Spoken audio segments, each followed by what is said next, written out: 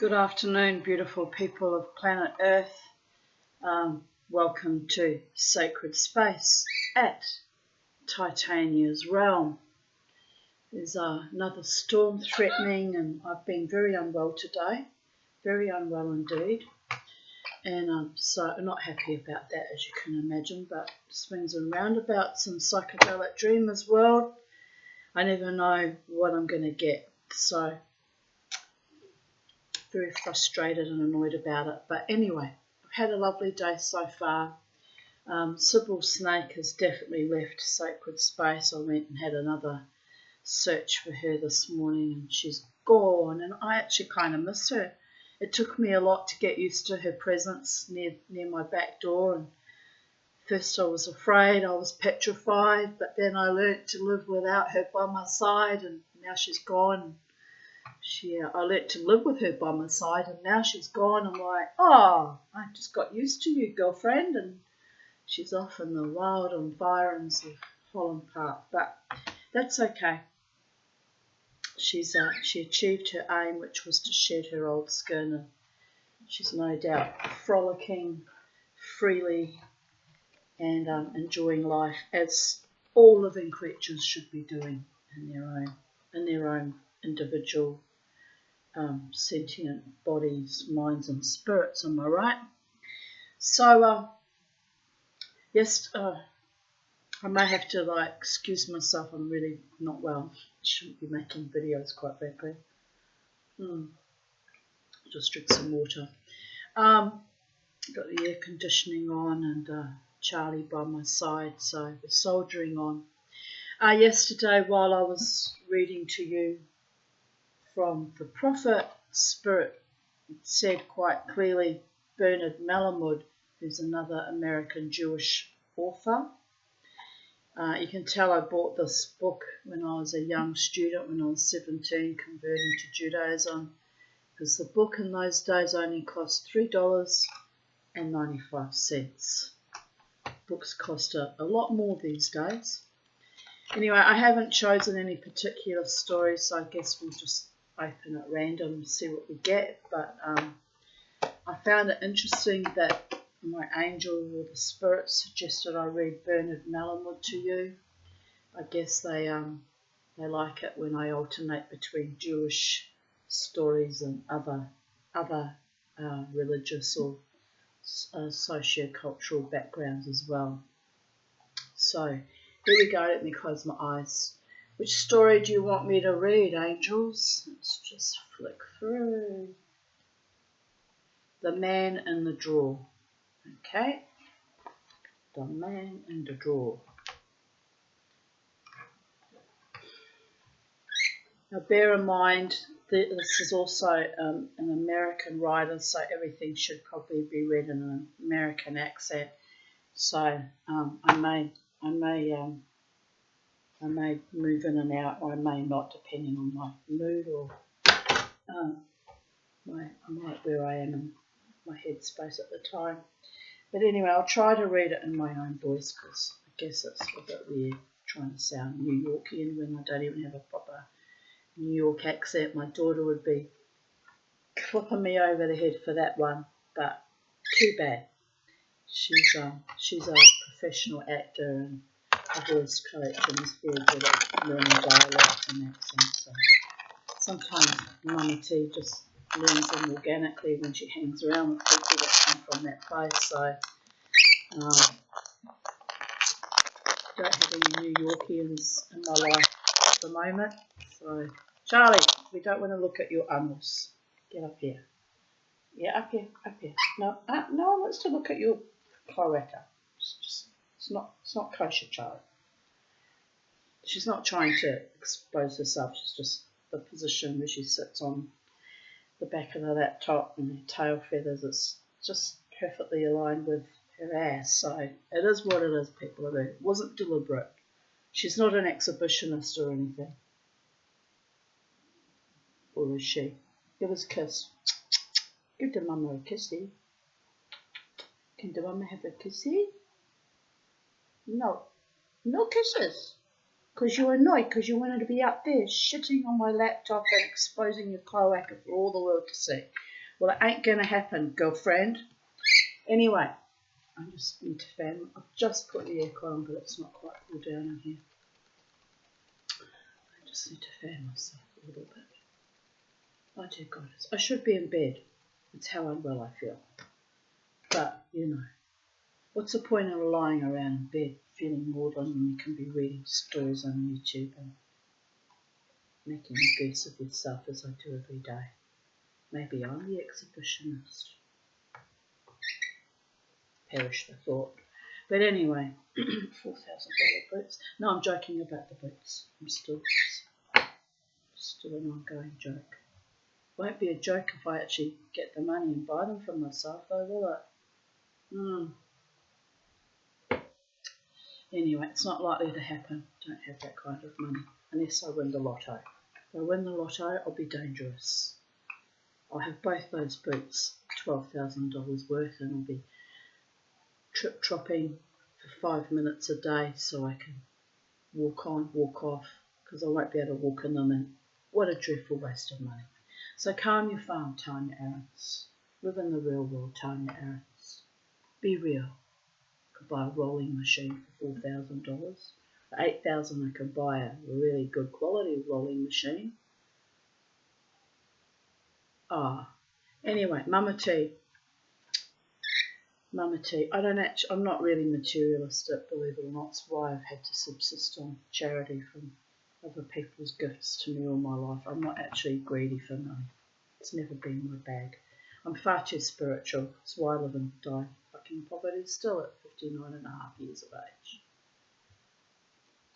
Other spiritual people would have started their own cult by now and raped everyone of all their money and then fed them the Kool-Aid and gone off into the wild blue yonder, probably under a different identity. But I'm not that kind of a person either. Oh, aren't you lucky? Could be really dangerous if I was one of those kinds of people. But I don't like to belong to groups that will have me as a member, so therefore why would I start my own cult when it would involve bossing everyone around and taking all their money and watching them grovel at my feet? It'd be fun for a while, but trust me, I'd get bored. Get really bored. And I really hate sycophantic groveling type people. It makes me want to shuck off my own skin. I'm a true wood snake in Chinese astrology. So people get too obsessed with me, I have to chew my arm off and shuck them off too.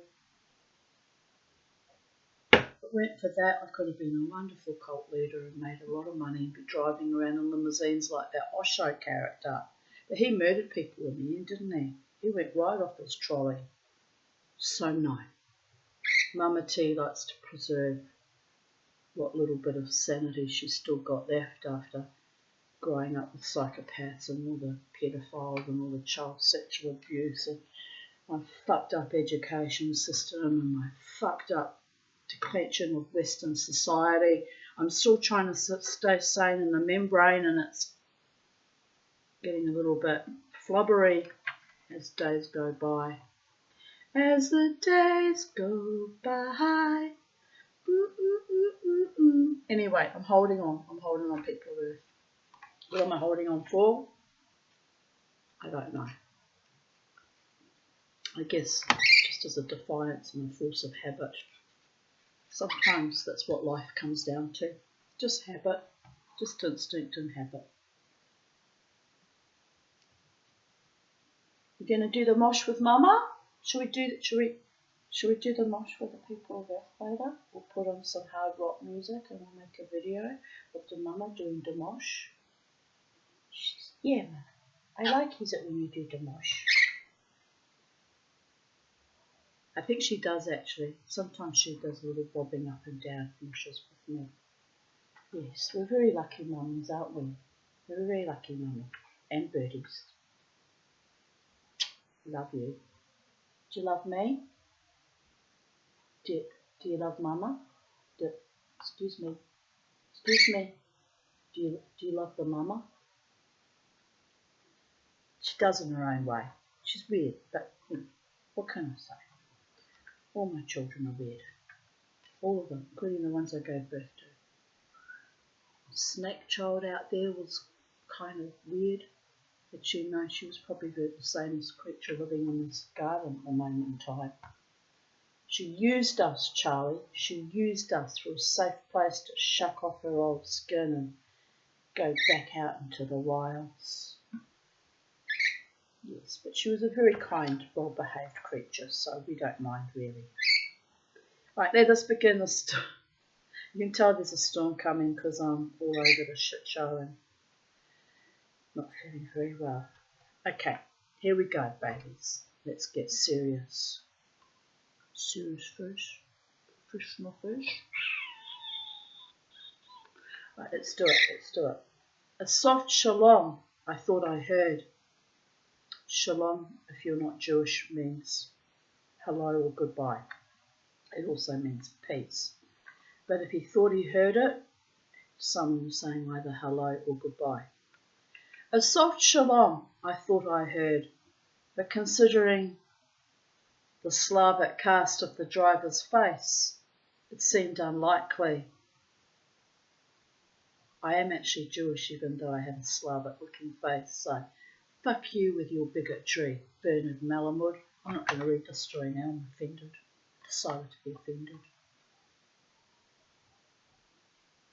They see this face and they think, rapey Cossacks, rapey slaughtering Cossacks. It is terrifying what was done to the Jewish people in Russia and Poland and the Ukraine and the steppes. I've seen more Slavic faces in my own temple, by the way, the offspring of former Cossacks. There is a history, darling. Any children born of rape were automatically Jewish, and that's the ultimate revenge on their rapists, isn't it? I love it a lot.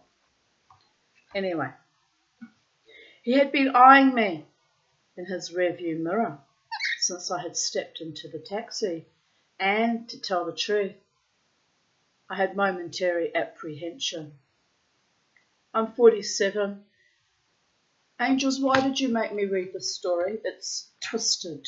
It's twisted, I tell you. They're laughing. All right, angels. I'm 47 and have recently lost weight, but not, I confess, nervousness. It's my American clothes, I thought at first. One is a recognisable stranger. Unless he had been tailing me to begin with, but how could that be if it was a passing cab I had hailed myself? He had picked me up in his noisy Volga of ancient vintage on the Lenin Hills, where I had been wandering all afternoon in and around Moscow University. Wait, is this some kind of idiot? He's in Moscow, Russia, and he's bothered by Slavic faces? But everyone in Moscow has Slavic faces because they're actual Slavs, because they're Russian. Honestly. Anyway, we must remember he's nervous though and a bit nuts, so we'll carry on. Finally, I'd had enough of sightseeing, and when I saw the cab, hallooed and waved both arms. The driver, cruising in a hurry, had stopped, you might say, on a kopeck, meaning a dime, as though I were someone he was dying to give a ride to, maybe somebody he had mistaken for a friend. Considering my recent experiences in Kiev, a friend was someone I wouldn't mind being mistaken for. From the moment we met, our eyes were caught in a developing recognition, although we were complete strangers. I knew nobody in Moscow except an tourist girl or two. In the mottled mirror, his face seemed mildly distorted, badly reflected, but not the eyes, small, canny, curious. They probed, tugged, doubted, seemed to beg to know. Give him a word and he'd be grateful, though why and for what cause he didn't say. Then, as if the whole thing wearied him insufferably, he pretended no further interest. Serves him right, I thought, but it wouldn't hurt if he paid a little attention to the road now and then, or we'll never get where we're going, wherever that is. I realised I hadn't said, because I wasn't sure myself, anywhere but back to the metropole just yet. It was one of those days I couldn't stand a hotel room. Shalom, he said finally out loud. Shalom to you. So it was what I had heard. Who would have thought so? We both relaxed, looking at opposite sides of the street. The taxi driver sat in his shirt sleeves on a cool June day, not more than 55 degrees Fahrenheit. He was a man in his 30s who looked as if what he ate didn't fully feed him, an afterthought, a discontented type, his face on the tired side, not bad looking. Now that I'd studied him a little, even though the head seemed pressed a bit flat by somebody's heavy hand, although protected by a mat of healthy hair. That's a mark of a true Slavic head, that flat fucking head we get. I don't know why I cop the Slavic head though, since I have English, Irish and Scottish ancestry as well as Polish and German, but that was how my DNA chose to express itself, and what can I say, darling? It also made me Viking as well. It's been a battle of wills internally ever since. Oh. Anyway.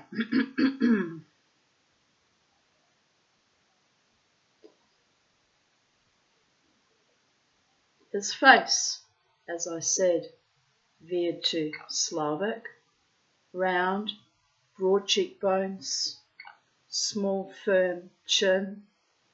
Try not to laugh here.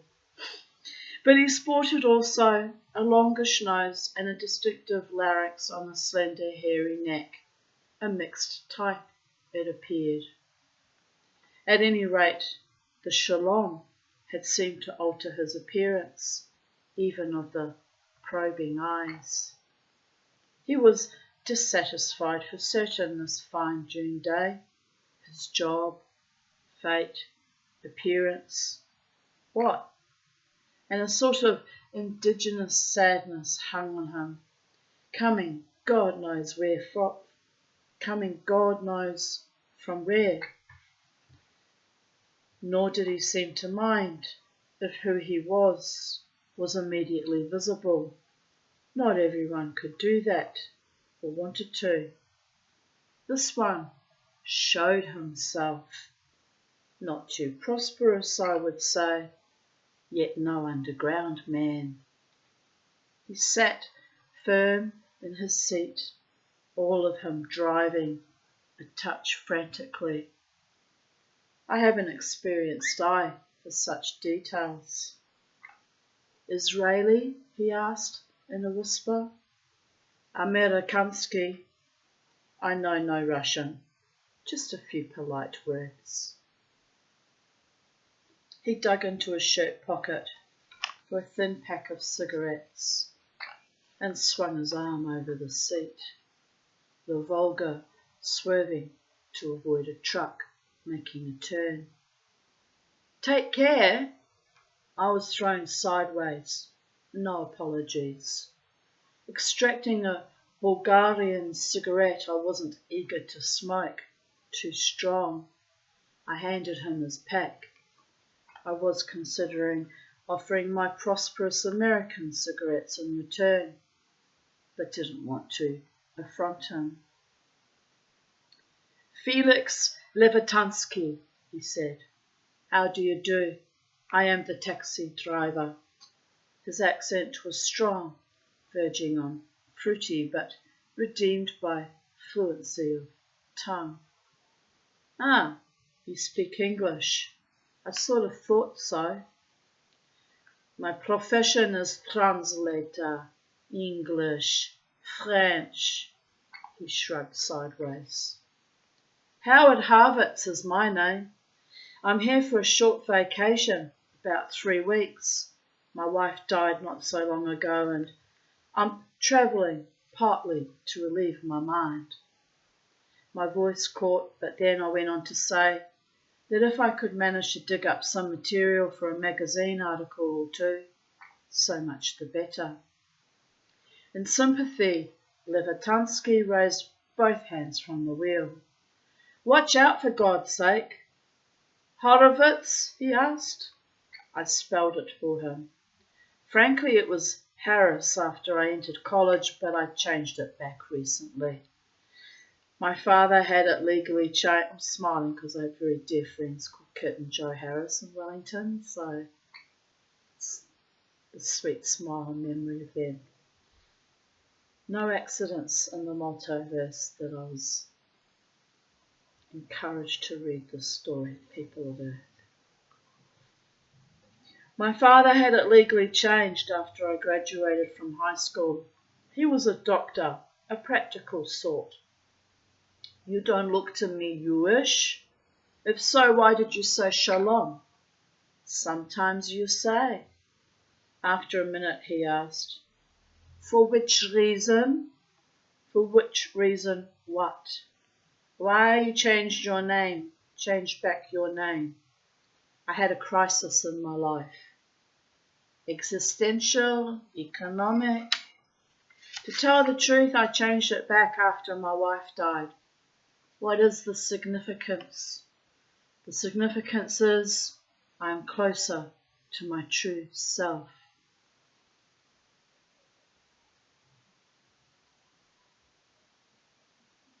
The driver popped a match with his thumbnail and lit his cigarette. I am marginal, Yule, he said.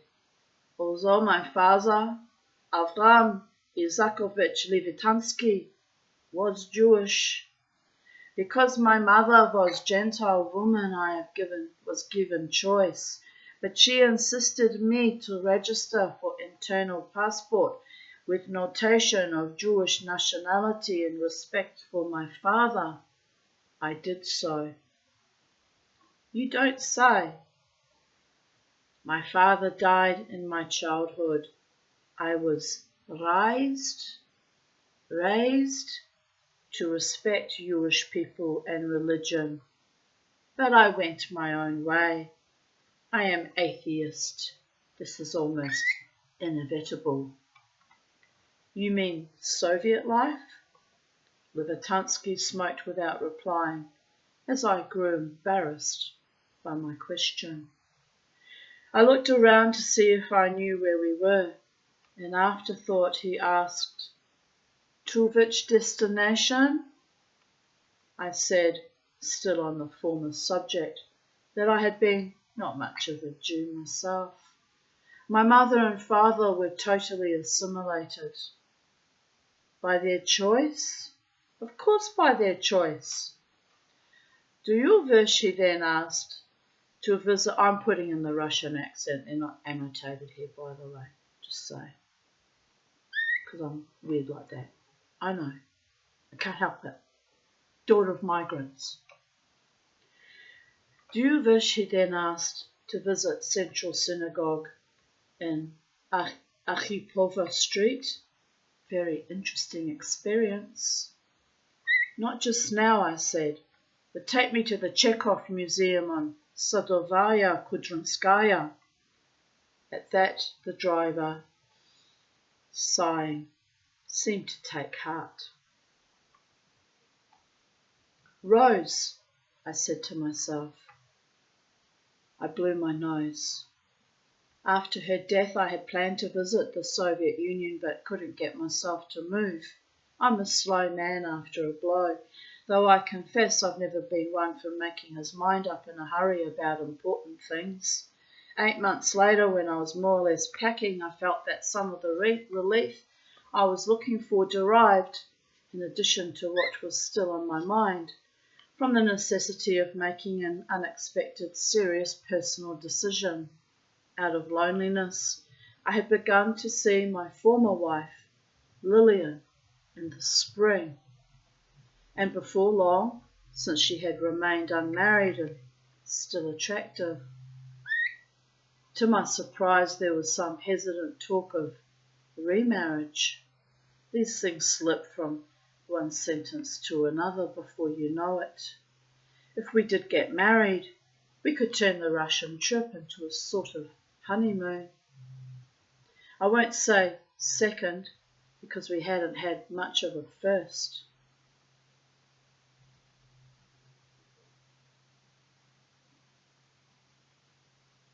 In the end, since our lives had been so frankly complicated, hard on each other, I found it impossible to make up my mind, though Lillian, I gave her credit, seemed to be willing to take the chance.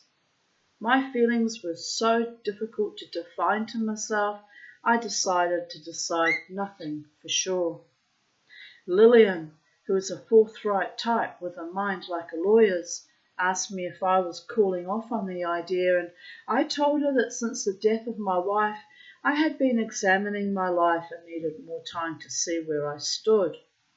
Still, she said, meaning self-searching and implying, I thought, forever.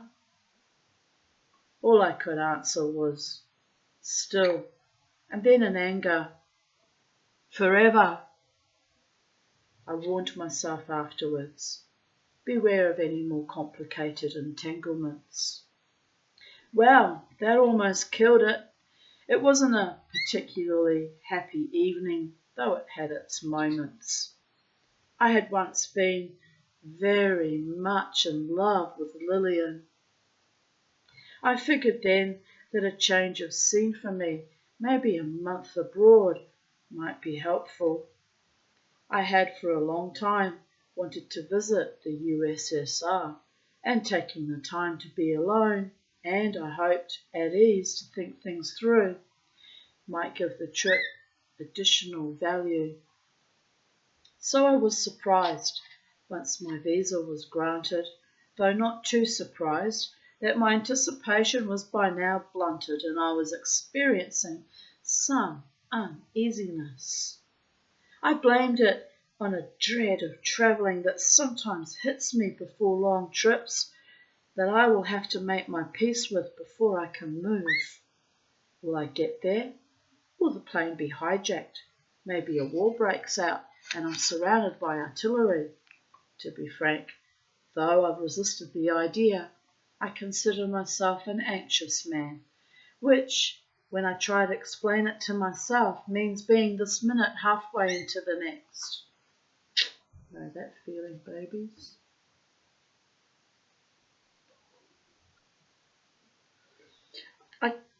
Where is it? I sit still in a hurry, worry uselessly about the future, and carry the burden of an overripe conscience.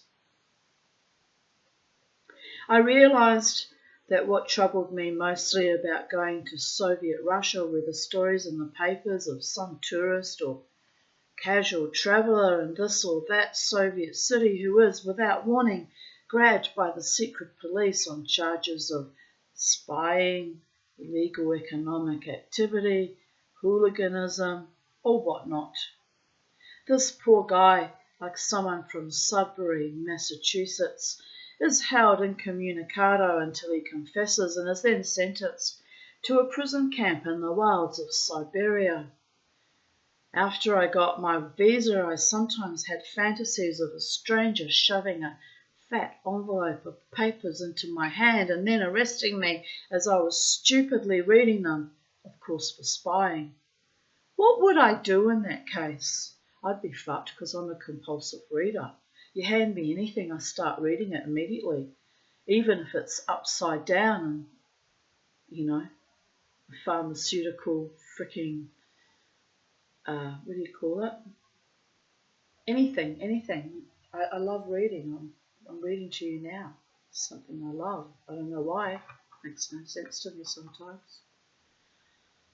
It's a substitute for other things I could be doing right now, like making jewellery, making love, drinking in the Riviera in the south of France with a multi-millionaire who can easily afford my boots. I'm joking, people of Earth, but it is a substitute for something. Could be out in the garden, gardening. I was going to go to Bunnings today and buy stuff to do gardening with, but it's too hot and I didn't feel well and I can't be bothered. So that could happen another day. Anyway, I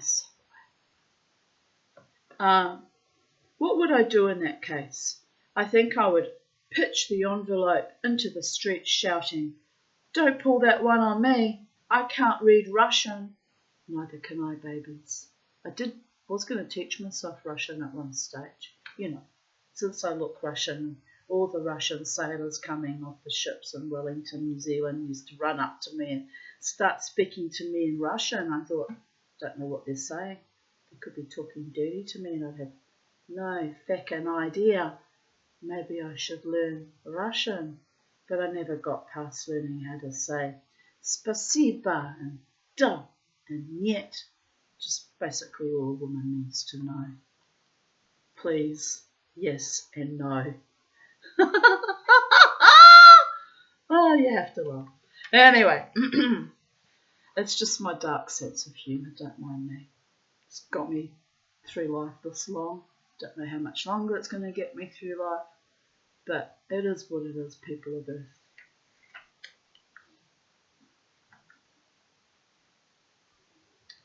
And don't pull that one on me, I can't read Russian, and walk away with whatever dignity I had, hoping that would freeze them in their tracks.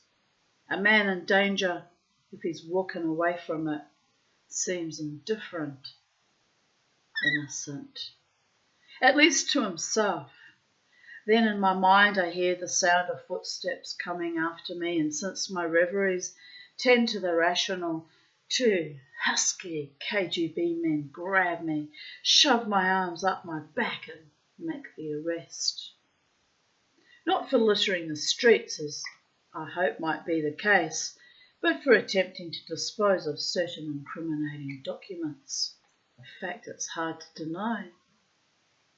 I see H. Harvitz yelling, squirming, kicking right and left till his mouth is shut by someone's stinking palm, and he is dragged by superior force, not to mention a blackjack whack on the skull, into the inevitable black zis I've read about and seen on movie screens. The Cold War is a frightening business, though I suppose for some more than others. I've sometimes wished spying had reached such a pitch of perfection that both the USSR and the USA knew everything there is to know about the other, and having sensibly exchanged this information by trading computers that keep facts up to date, let each other alone thereafter. That ruins the spying business. There's that much more sanity in the world, and for a man like me, the thought of a trip to the Soviet Union is pure pleasure. Right away at the Kiev airport, I had a sort of fright after flying in from Paris on a mid-June afternoon. A customs official confiscated from my suitcase 5 copies of Visible Secrets, a poetry anthology for high school students I had edited some years ago, which I had brought along to give away to Russians I met who might be interested in American poetry. I was asked to sign a document the official had carefully written out in Cyrillic, except that Visible Secrets was printed in English, secrets underlined. The uniformed customs officer, a heavy-set man with a layer of limp hair on his smallish head, red stars on his shoulders, said that the paper I was required to sign stated I understood it was not permitted to bring 5 copies of a foreign book into the Soviet Union, but I would get my property back anyway at the Moscow airport when I left the country.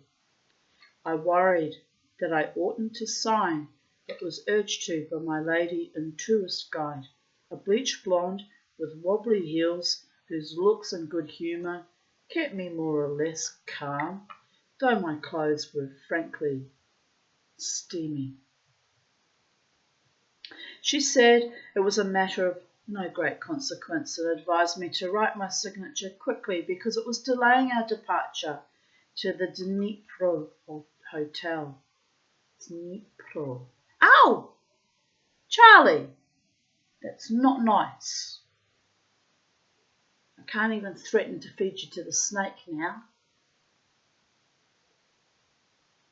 As if I was going to ever do that. But still, it's nice to have an imagination. At that point I asked what would happen if I willingly parted with the books, no longer claimed them as my property. The Intouristka inquired of the customs man, who answered calmly, earnestly, and at great length. He says, she said, that the Soviet Union will not take away from a foreign visitor his legal property. Since I had only 4 days in the city, time was going fast, faster than usual, I reluctantly signed the paper plus 4 carbons, 1 for each book, or 5 mysterious government departments, and was given a copy, which I filed in my billfold. Despite this incident, it had its comic quality. My stay in Kiev, in spite of the loneliness I usually experienced my first few days in this strange city, went quickly and interestingly. In the mornings, I was driven around in a private car on guided tours of the hilly, broad-avenued, green-leaved city, whose colours were reminiscent of a subdued Rome. But in the afternoons, I wandered around alone. I would start by taking a bus or streetcar, riding a few kilometres, then getting off to walk in this or that neighbourhood. Once I strayed into a peasant's market where collective farmers and country folk in beards and boots out of a 19th century Russian novel sold their produce to city people. I thought I must write about this to Rose. I meant, of course, Lillian. Another time, in a deserted street, when I happened to think of the customs receipt in my billfold, I turned in my tracks to see if I were being followed. I wasn't, but enjoyed the adventure. An experience I enjoyed less was getting lost one late afternoon, several kilometres above a boathouse on the Dnieper. I was walking along the riverbank, liking the boats and island beaches, and before I knew it had come a good distance from the hotel and was eager to get back because I was hungry. I didn't feel like retracing my route on foot. Much too much tourism in 3 days. So I thought of a cab and, since none was around, maybe an autobus that might be going in the general direction I had come from. I tried approaching a few passers-by whom I addressed in English or pidgin German and occasionally trying pardonnez-moi, but the effect was apparently to embarrass them. One young woman ran a few awkward steps from me before she began to walk again. I stepped into an oculist's shop to ask advice of a professional-looking lady in her 50s wearing pince-nez, a hairnet and a white smock. When I addressed her in English, after 5 seconds of amazement, her face froze and she turned her back on me. Hastily Thumbing through my guidebook to the phonetic expressions in Russian, I asked, "Где hotel?" adding Dnipro. To that she gave me an overwrought "Niet." "Taxi?" I asked. "Niet" again, this time clapping a hand to her heaving bosom. I figured we'd both had enough and left. Though frustrated, irritated, I spoke to two men passing by, one of whom, the minute he heard my first few words, walked on quickly, his eyes aimed straight ahead, the other indicating by gestures he was deaf and dumb. On impulse, I tried him in halting Yiddish that my grandfather had taught me when I was a child, and was then directed in an undertone in the same language to a nearby bus stop. As I was unlocking the door to my room, thinking this was a story I would be telling friends all winter, my phone was ringing. It was a woman's voice. I understood Господин Garvitz and one or two other words as she spoke at length in musical Russian. Her voice had the lilt of a singer's. Though I couldn't get the gist of her remarks, I had the sudden, vivid reverie, you might call it, of me walking with a pretty Russian girl in a white birchwood near Yasnaya Polyana and coming out of the trees, sincerely talking, into a meadow that sloped to the water, then rowing her around both of us quiet on a small, lovely lake. It was a peaceful business. I even had thoughts. Wouldn't it be something if I got myself engaged to a Russian girl? That was the general picture, but when the caller was done talking, whatever I had to say, I said in English, and she slowly hung up. This earring is not sitting right. It's grinding my gears. Why is it not sitting right? It should be right. By the gods.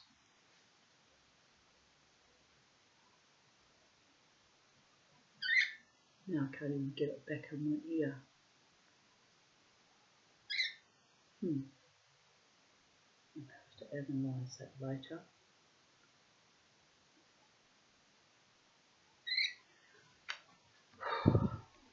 These were my mother's old market stock from the 1980s, and they're really quite lovely. I put sterling silver findings on them, you know, the hook and the jump rings that I made myself. And I varnished the back because it had gone all motley. And well, anywho, I love them. I love them. I gave a lot of stuff away that I probably shouldn't have given away because I could have renovated them like I did with these, but so do these babies. It's nice to get rid of the old style energy and keep what you really love. Keep everything you love and get rid of the rest. That serves my purpose.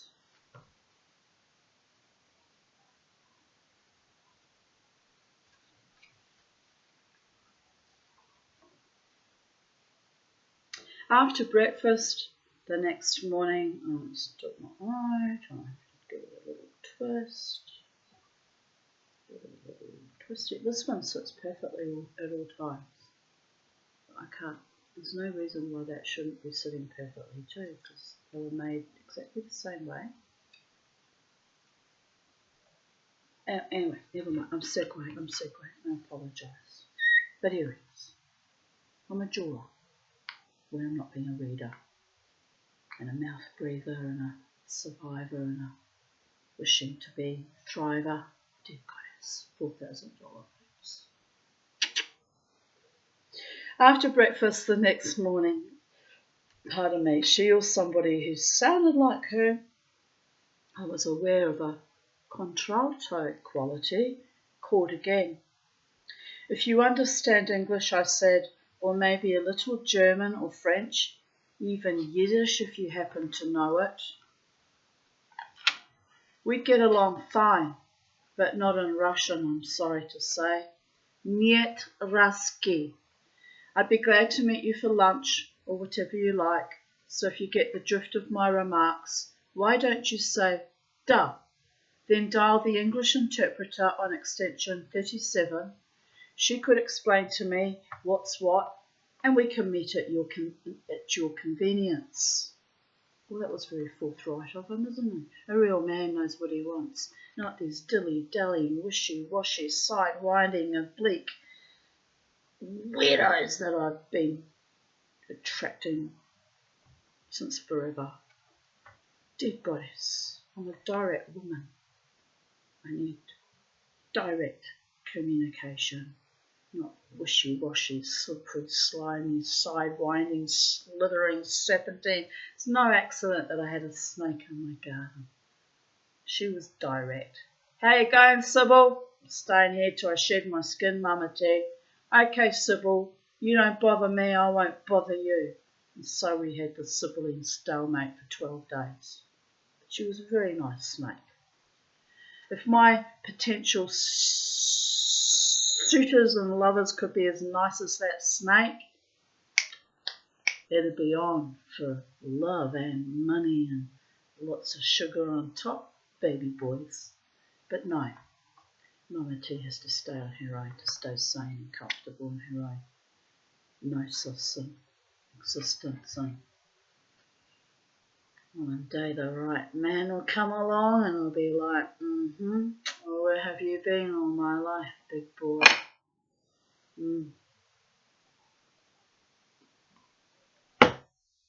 Well, never mind. Best I can laugh about it. I had the impression she was listening with both ears, but after a while the phone hung silent in my hand. I wondered where she had got my name, and was someone testing me to find out whether I did or didn't speak Russian? I honestly did not. Afterwards I wrote a short letter to Lillian, telling her I would be leaving for Moscow via Aeroflot tomorrow at 4 p.m, and I intended to stay there for 2 weeks with a break of maybe 3 or 4 days in Leningrad at the Astoria Hotel. You know, I'd like to go to Russia one day, but I'd have to go in summer because the fucking cold would kill me. One breath of that cold air, I'd be in hospital, I'd be dead. And we know what happens to people like me with bad lungs that go to hospital. And they dazzle them and barbiturates babies. So, no hospitals for Mama T. Nuh-uh, fool. I wrote down the exact dates and later airmailed the letter in a street box some distance from the hotel. Whatever good that did. I hoped Lillian would get it in time to reach me by return mail before I left the Soviet Union. To tell the truth, I was uneasy all day. This is what would happen if I went. You know how I always say that I always wished to go to all the sacred sites all over the world and go to all the tourist destinations, see the whole planet, all the magical spaces. I'd be like him. I'd be a fucking train wreck. I'd be ridden with anxiety everywhere I went. I'd be constantly anxious about something going wrong. I'd be on my last nerve. It's the reason why the gods keep me poor.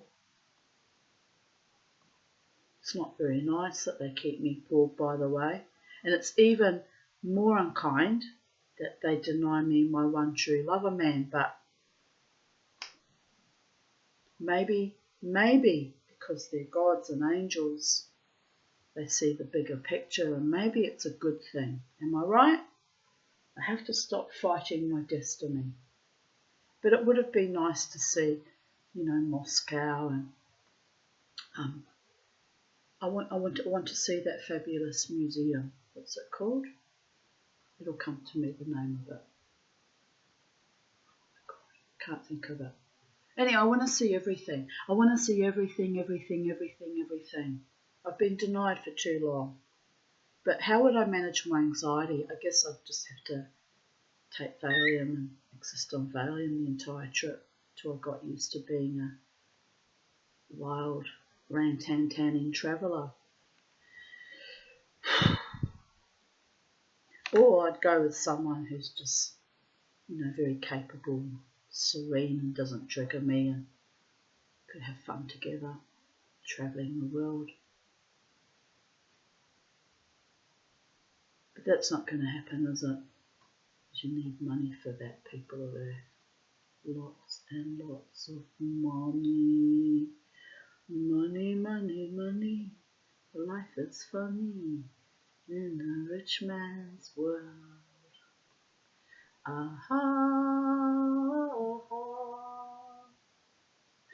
All the things we could do if we had a little money, and Mama T was a little bit less nutty. We could take on the world, but we won't, because there is no we. There's only me, myself and I, keeping it together and reading stories on YouTube.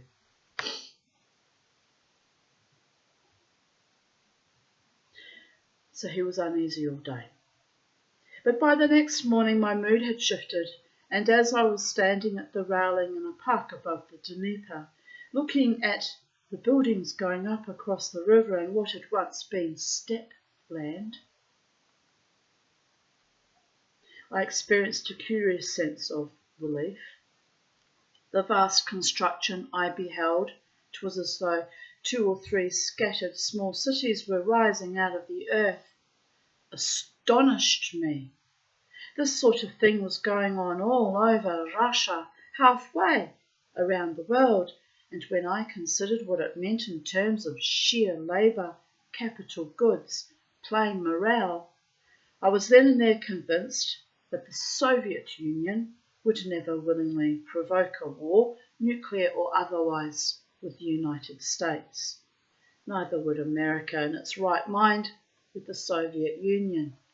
Here we are, decades later, 2024. Let's hope not, babies, you dumb motherfuckers. For the first time since I had come to Russia, I felt secure and safe, and I enjoyed it at the breezy railing above the Dnieper, a rare few minutes of euphoria.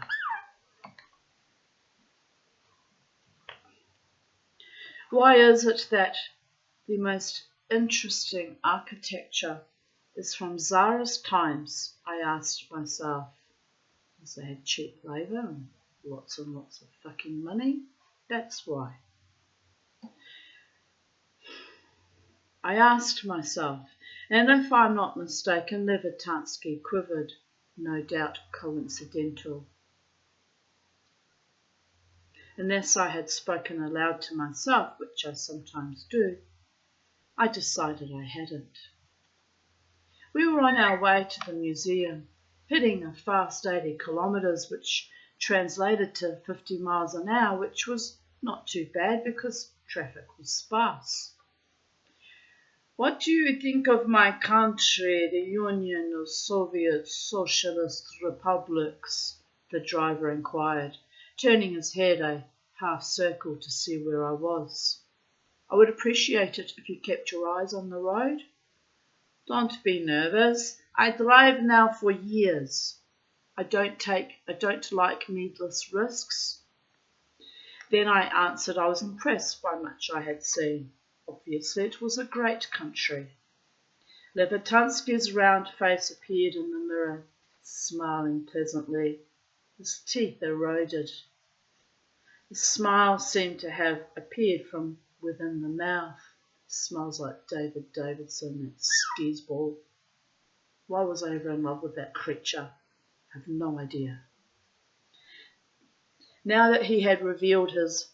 It's probably him that got me to read this story, by the way. You just don't know, do you? It could have been any spirit. They didn't identify themselves. All they said was Bernard Malamud. Like an obedient little medium, I go and read Bernard Malamud, and now I'm triggered. What the fuck? What the actual fuck? But anyway, it's the eroded teeth that set me off. There's nothing uglier than terrible teeth. So she's missing quite a few courtesy of the public dentistry service. The motherfuckers. Anyway, where were we? The smile seemed to have appeared from within the mouth. Sort of how snakes smile at you too. Now that he had revealed his half-Jewish antecedents, I had the impression he looked more Jewish than Slavic, and possibly more dissatisfied than I had previously thought. That I got from the eyes. Also our system, communism, I answered carefully, not wanting to give offence. I'll be honest with you, I've seen some unusual things, even inspiring, but my personal taste is for a lot more individual freedom than people seem to have here.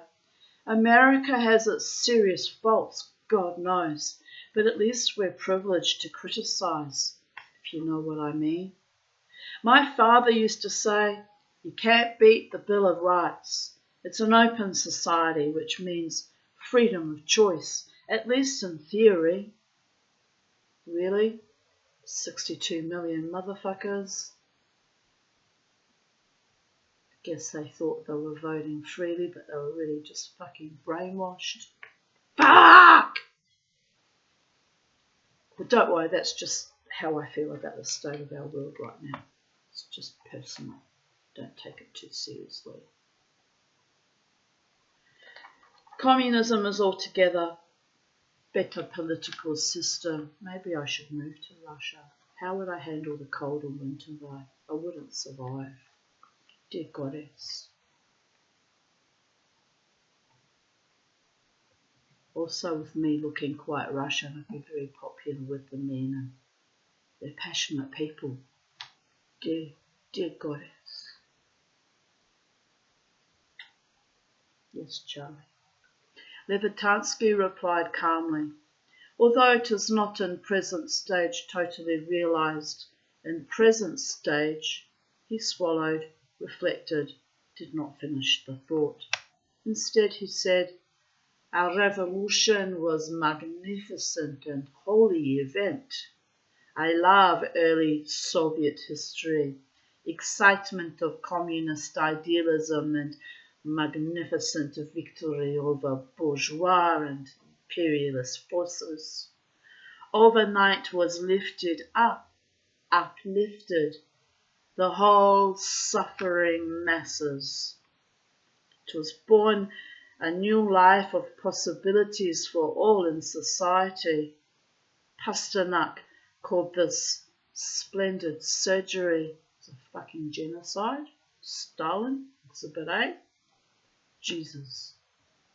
Evgeny Zamyatin, maybe you'll know his books, spoke thus. The revolution consumes the earth with fire, but then is born a new life. Many of our poets said similar things. I didn't argue. Each to his revolution. You're told before, said Levitansky, glancing at me again in the mirror, that you wish to write articles about your visit. Political or not political? I don't write on politics, although interested in it. What I have in mind is something on the literary museums of Moscow for an American travel magazine. That's the sort of thing I do. I'm a freelance writer. I laughed a little apologetically. It's strange how stresses shift when you're in another country. Levitansky politely joined in the laugh, stopping in mid-course. I would wish to be certain. What is freelance writer? Well, an editor might propose an article, and I either accept the idea or I don't.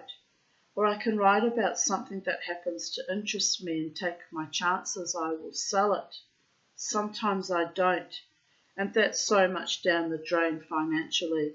What I like about it is I am my own boss. I also edit a bit. I've done anthologies of poetry and essays, both for high school kids. We have here freelance. I am a writer also, Levitansky said solemnly. You don't say. You mean as translator? Translation is my profession, but I am also original writer. When you do three things to earn a living, then you do three things to earn a living. Write, translate, and drive this cab. The taxi is not my true work. Are you translating anything in particular now? The driver cleared his throat. In present time, I have no translation project. What sort of thing do you write? I write stories. Is that so? What kind, if I might ask? I will tell you what kind. Little ones, short stories, imagined from life. Have you published any? He seemed about to turn around to look me in the eye, but reached instead into his shirt pocket. I offered my American pack. He shook out a cigarette and lit it, exhaling smoke slowly. A few pieces, although not recently. To tell the truth, he sighed, I write presently for the draw. You know this expression? Like Isaac Babel, I am master of the genre of silence. I've heard it, I said, not knowing what else to say. The mice should read and criticize, Levitansky said bitterly. Is this what they don't eat? They make their droppings on. It is perfect criticism. I'm sorry about that. We arrive now to Chekhov Museum. I leaned forward to pay him and made the impulsive mistake of adding a 1 ruble tip. His face flared. I am Soviet citizen. He forcibly returned the ruble. Call it a thoughtless error, I apologized. No harm meant. Hiroshima, Nagasaki, he taunted as the Volga took off in a burst of smoke. Aggressor against the suffering poor people of Vietnam. That's none of my doing, I called after him. An hour and a half later, after I signed the guest book and was leaving the museum, I saw a man standing, smoking, under a linden tree across the street. Nearby was a parked taxi. We stared at each other. I wasn't certain at first who it was, but Levitansky nodded amiably to me, calling, Welcome, welcome. He waved an arm, smiling, open-mouthed. He'd combed his thick hair and was wearing a loose, dark suit coat over a tieless white shirt and yards of baggy pants. His socks, striped red, white and blue, you could see under his sandals. I am forgiven. Oh, excuse me. I am forgiven, I thought. Welcome to you, I said, crossing the street. How did you enjoy Chekhov Museum? I did indeed. I've made a lot of notes. You know what they have there? They have one of his black fedoras, also his pince-nez that you see in pictures of him. Awfully moving. Levitansky wiped an eye, to my surprise. He seemed not quite the same man, at any rate, modified. It's funny, you hear a few personal facts from a stranger and he changes as he speaks. The taxi driver is now a writer, even if part-time. Anyway, that's my dominant impression. Forgive me my former anger, Levitansky explained. Now is not for me the best of times. It was the best of times, it was the worst of times, he quoted, smiling sadly. So long as you pardon my unintentional blunder, are you perhaps free to drive me to the metropole, or are you here by coincidence? I looked around to see if anyone was coming out of the museum. If you wish to engage me, I will drive you, but at first I wish to show you something, how do you say, of interest. He reached through the open front window of the taxi and brought forth a flat package wrapped in brown paper tied with red string. Stories which I wrote. I don't read Russian, I said. My wife has translated of them. 4. She is not by her profession a translator, although her English is advanced and sensitive. She had been for 2 years in England for Soviet Purchasing Commission. We became acquainted in university. I prefer not to translate, my own stories, because I do not translate so well Russian into English, although I do it beautifully the opposite.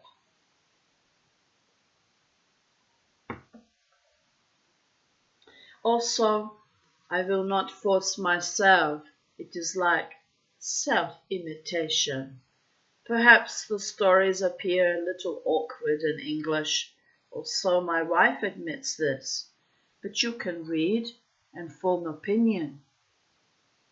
Though he offered the package hesitantly, he offered it as if it were a bouquet of spring flowers. Can it be some sort of trick? I asked myself. Are they testing me because I signed that damned document in the Kiev airport? 5 copies, no less. Levitansky seemed to know my thought. It is purely stories.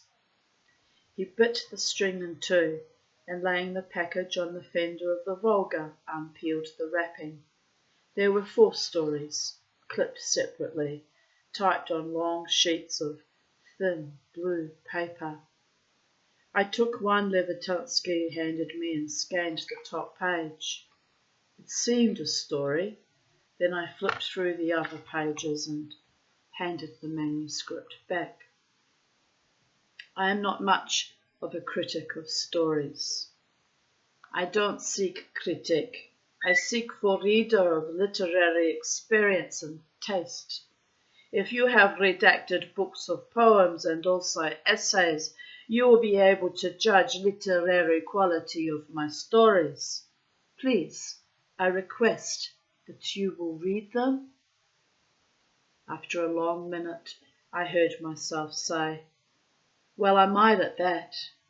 I didn't recognize the voice and wasn't sure why I had said what I had. You could say I spoke apart from myself with reluctance that either he wasn't aware of or chose to ignore. If you respect, if you approve my stories, perhaps you will be able to arrange for publication in Paris or either London. His larynx wobbled. I stared at the man. I don't happen to be going to Paris, and I'll be in London only between planes to the USA. In this event, perhaps you will show to your publisher and he will publish my work in America. Levitansky was now visibly uneasy. In America? I said, raising my voice in disbelief. For the first time, he gazed around cautiously before replying. If you will be so kind to show them to publisher of your books, he is a reliable publisher. Perhaps he will wish to put out volume of my stories. I will make contract whatever he will like. Money, if I could get, is not an ideal. Whatever volume are you talking about? He said that from 30 stories he had written, he had chosen 18, of which these 4 were a sample. Unfortunately, more are not now translated. My wife is biochemist assistant and works long hours in laboratory. I'm sure your publisher will enjoy to read these. It will depend on your opinion. Either this man has a fantastic imagination or he's out of his right mind. I wouldn't want to get myself involved in smuggling a Russian manuscript out of Russia. I have informed you that my manuscript is of made-up stories. That may be, but it's still a chancy enterprise. I'd be taking chances I have no desire to take, to be frank. At least, if you will read, he sighed. I took the stories again and thumbed slowly through each. What I was looking for I couldn't say. Maybe a booby trap. Should I or shouldn't I thought. Why should I? He handed me the wrapping paper, and I rolled up the stories in it. The quicker I read them, the quicker I've read them. I got into the cab. As I said, I'm at the Metropole.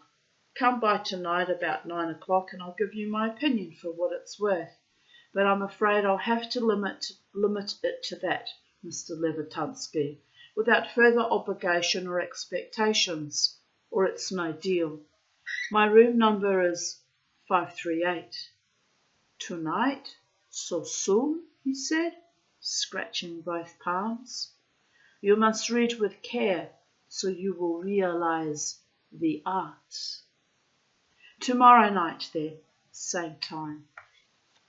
I'd rather not have them in my room longer than that. Levertunsky agreed. He swung softly through his eroded teeth. He drove me carefully to the Metropole. That night, sipping vodka from a drinking glass, I read Levertunsky's stories. They were simply and strongly written. I had almost expected it, and not badly translated. In fact, the translation read much better than I had been led to think, although there were, of course, some gaffes, odd constructions, ill-fitting stiff words, some indicated by question marks, and taken, I suppose, from a thesaurus. And the stories, short tales dealing, somewhat to my surprise, mostly with Moscow Jews, were good, artistically done, really moving. The situations they revealed weren't exactly news to me. I'm a careful reader of the times. But the stories weren't written to complain. What they had to say was achieved as form, no telling the dancer from the dance. I poured myself another glass of the potato potion. I was beginning to feel high, occasionally wondering why I was putting so much away. Relaxing, I guess. I then reread the stories with admiration for Levertunsky. I had the feeling he was no ordinary man. I felt excited, then depressed, as if I had been let in on a secret I didn't want to know.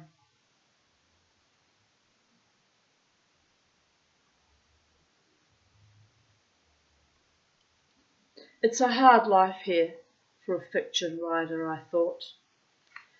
Afterwards, having the stories around made me uneasy. In one of them, a Russian writer burns his stories in the kitchen sink. Obviously, nobody had burned these. I thought to myself, if I'm caught with them in my possession, considering what they indicate about conditions here, there's no question I'll be up to my hips in trouble. I wish I had insisted that Levertunsky come back for them tonight. There was a solid rap on the door.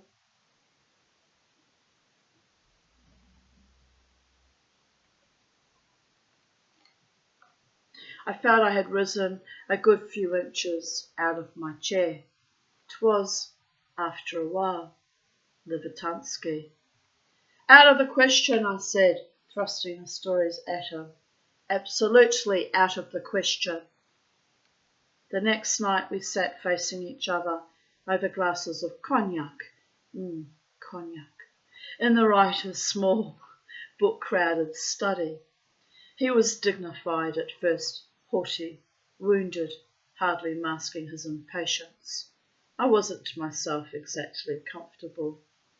I had come out of courtesy and other considerations, I guess, principally a dissatisfaction I couldn't exactly define, except it tied up with the kind of man I am or want to be, the self that sometimes gets me involved in matters I don't like to get involved in, always a dangerous business. Levitansky, the taxi driver, rattling around in his vulgar Pegasus amateur, trying to palm off a half-ass manuscript, which he abbreviated to MS. MS. Which I guess was manuscript, because I'm a fucking literary genius myself, babies. Not really. Had faded in my mind, and I saw now as a serious Soviet writer with publishing problems. There are others. What can I do for him, I thought. What should I do? So what should I? I didn't express what I really felt last night, I apologised. You caught me by surprise, I'm sorry to say. Levitansky was scratching each hand with the blunt fingers of the other. How did you acquire my address? I reached into my pocket for a wad of folded brown wrapping paper. It's on this, Novo Ostapovskaya Street, 488, flat 59. I took a cab. I had forgotten this. Maybe, I thought. Still, I practically had to put my foot in the door to get in. Levitansky's wife had answered my uncertain knock, her eyes worried, an expression I took to be the one she lived with. The eyes, astonished to behold a stranger, became outright hostile once I had inquired in English for her husband. I felt, as in Kiev, that my native tongue had become my enemy. Have you not the wrong apartment? I hope not. Not if Господин Levitansky lives here. I came to see about his manuscript. Her startled eyes darkened as her face paled. 10 seconds later I was in the flat, the door locked behind me. Levitansky! She summoned him. It had a reluctant quality. Come, but don't come. So I should have sounded more like Levitansky. Anyway, I didn't read the following sentence, so forgive me. He appeared in apparently the same shirt, pants, tricolour socks. There was at first pretend boredom in a tense, tired face. He could not, however, conceal his excitement, his lit eyes roving, returning, roving. Oh-ho, Levitansky said, whatever it meant. My God, I thought, has he been expecting me? I came to talk to you for a few minutes, if you don't mind, I said. I want to say what I really think of the stories you kindly let me read. He curtly spoke in Russian to his wife, and she snapped an answer back. I wish to introduce my wife, Irina Filipovna Levitansky, biochemist. She is patient, although not a saint. She smiled tentatively, an attractive woman about 28, a little on the hefty side, in house slippers and plain dress. The edge of her slip hung below her skirt. There was a touch of British in her accent. I am pleased to be acquainted. If so, one hardly noticed. She stepped into black pumps and slipped a bracelet on her wrist, a lit cigarette dangling from the corner of her mouth. Her legs and arms were shapely, her brown hair cut short. I had the impression of tight, thin lips in a pale face. I will go to Kovalevsky next door, she said. Not on my account, I hope. All I have to say. Our neighbours in the next flat, Levitanski grimaced. Also, thin walls. He knocked a knuckle on a hollow wall. I indicated my dismay. Please, not long, Irina said, because I am afraid. Surely not of me, Agent Howard Harvitz, CIA. A comical thought. Their small, square living room wasn't unattractive, but Levitanski signalled the study inside. He offered sweet cognac and whisky tumblers, then sat facing me at the edge of his chair, repressed energy all but visible. I had the momentary sense his chair was about to move, fly off. If it does, he goes alone. What I am to say, I told him, is that I like your stories and I'm sorry I didn't say so last night. I like the primary, close to the bone quality of the writing. The stories impress me as strong, if simply wrought. I appreciate your feeling for people and at the same time the objectivity with which you render them. It's sort of Chekhovian in quality, but more compressed, sinewy, direct, if you know what I mean. For instance, that story about the old father coming to see his son who ducks out on him. I can't comment on your style, having only read the stories in translation. Chekhovian, Levitanski admitted, smiling through his worn teeth. Is fine compliment. Mayakovsky, our early Soviet poet, described him, the strong and gay artist of the word. I wish it was possible for Levitanski to be so gay in life and art. He seemed to be staring at the drawn shade in the room, though maybe no place in particular, then said, perhaps heartening himself, What are you doing, Joe? You're wiggling him. You're about to be a massive poo, I can tell. Oh my goodness. Wiggle, wiggle, wiggle, wiggle.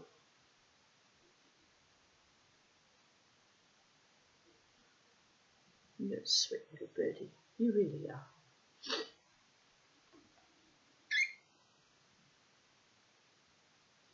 In Russian is magnificent, my style. Precise, economy, including wit. The style is difficult to translate in English because it's less rich language.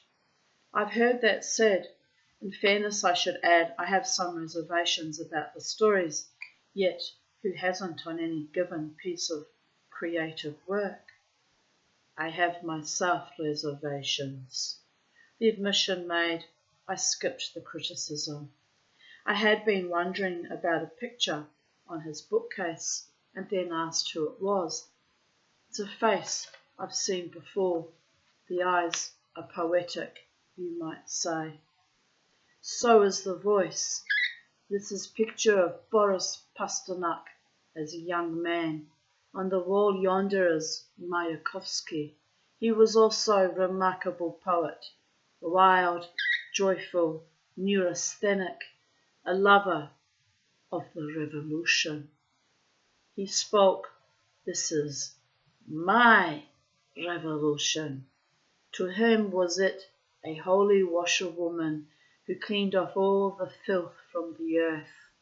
Unfortunately, he was later disillusioned and shot himself. I read that.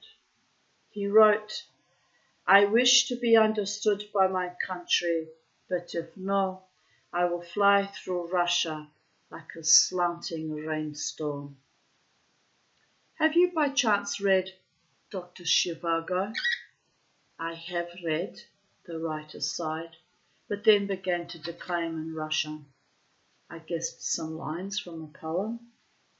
It is to Marina Svetaeva, Soviet poetess, good friend of Pasternak.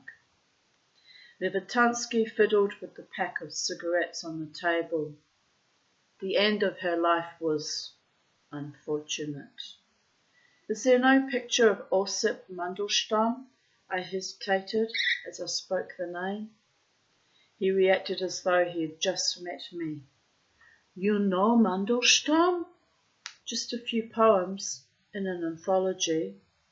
Our best poet. He is holy, gone with so many others. My wife does not let me hang his photograph. I guess why I really came, I said after a minute, is I wanted to express my sympathy and respect. Levitansky popped a match with his thumbnail. His hand trembled, so he shook out the flame out without lighting the cigarette. Embarrassed for him, I pretended to be looking elsewhere. I knew you were going to do a dumpy pumpy pumpy. Mama, little bubby, little poopykin bird. By the goddess. All right.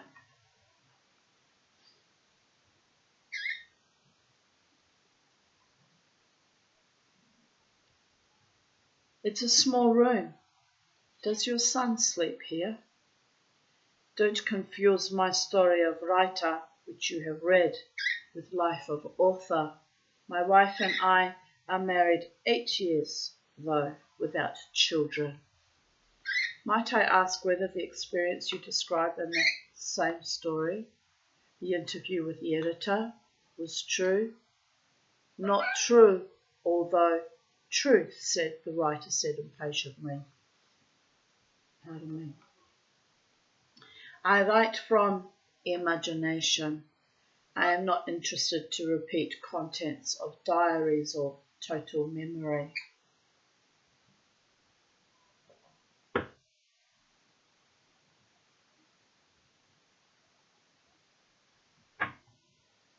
So many ants again on my desk. Not happy about it. It just means it's going to rain. It's been threatening to rain all day. Another storm coming this evening, I predict. Maybe late afternoon. Yes, my Charlie.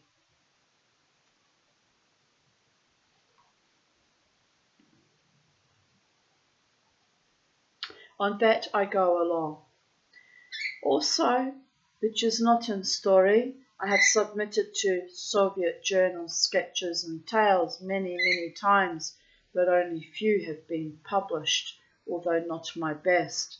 Some people, but also few, know my work through samizdat, which is passing from one to another.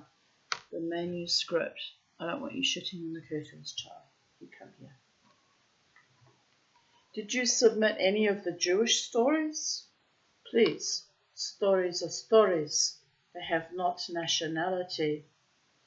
I mean by that those about Jews.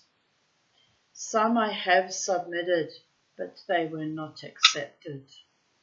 Brave man, I thought.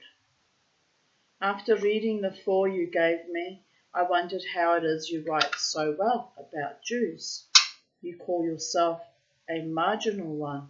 I believe that was your word, yet you write with authority about them.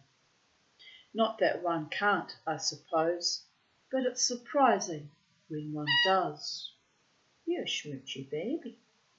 The storm must be coming soon because you're all smoochy and snuggly and wanting intimacy with the mama. Where's the mama? The mama of the rainbow lorikeet. No longer the mama of a wild snakey, though.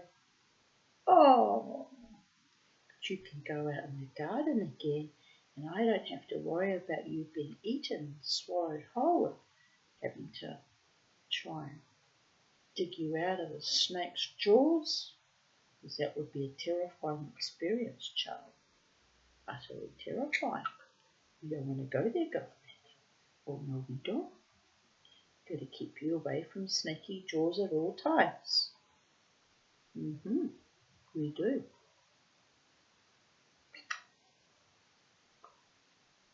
Mama managed to keep you safe through the 12 days of sibylline, serpentine.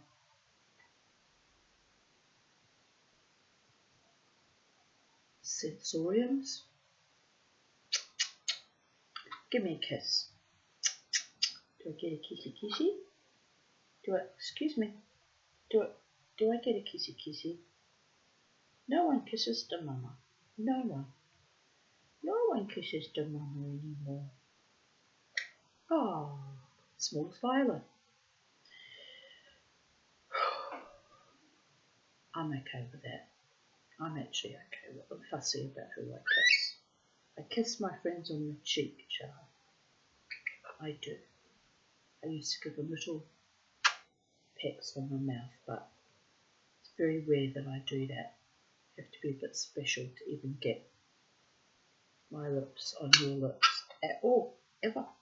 Ever, ever, ever. Oh. Are you gonna... I don't encourage her kissing me on the lips because she's got a beak and she fucking bites sometimes. She can be a bit unpredictable. Where were we?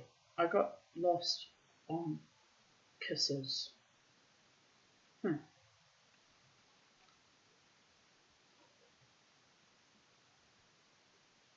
Imagination makes authority.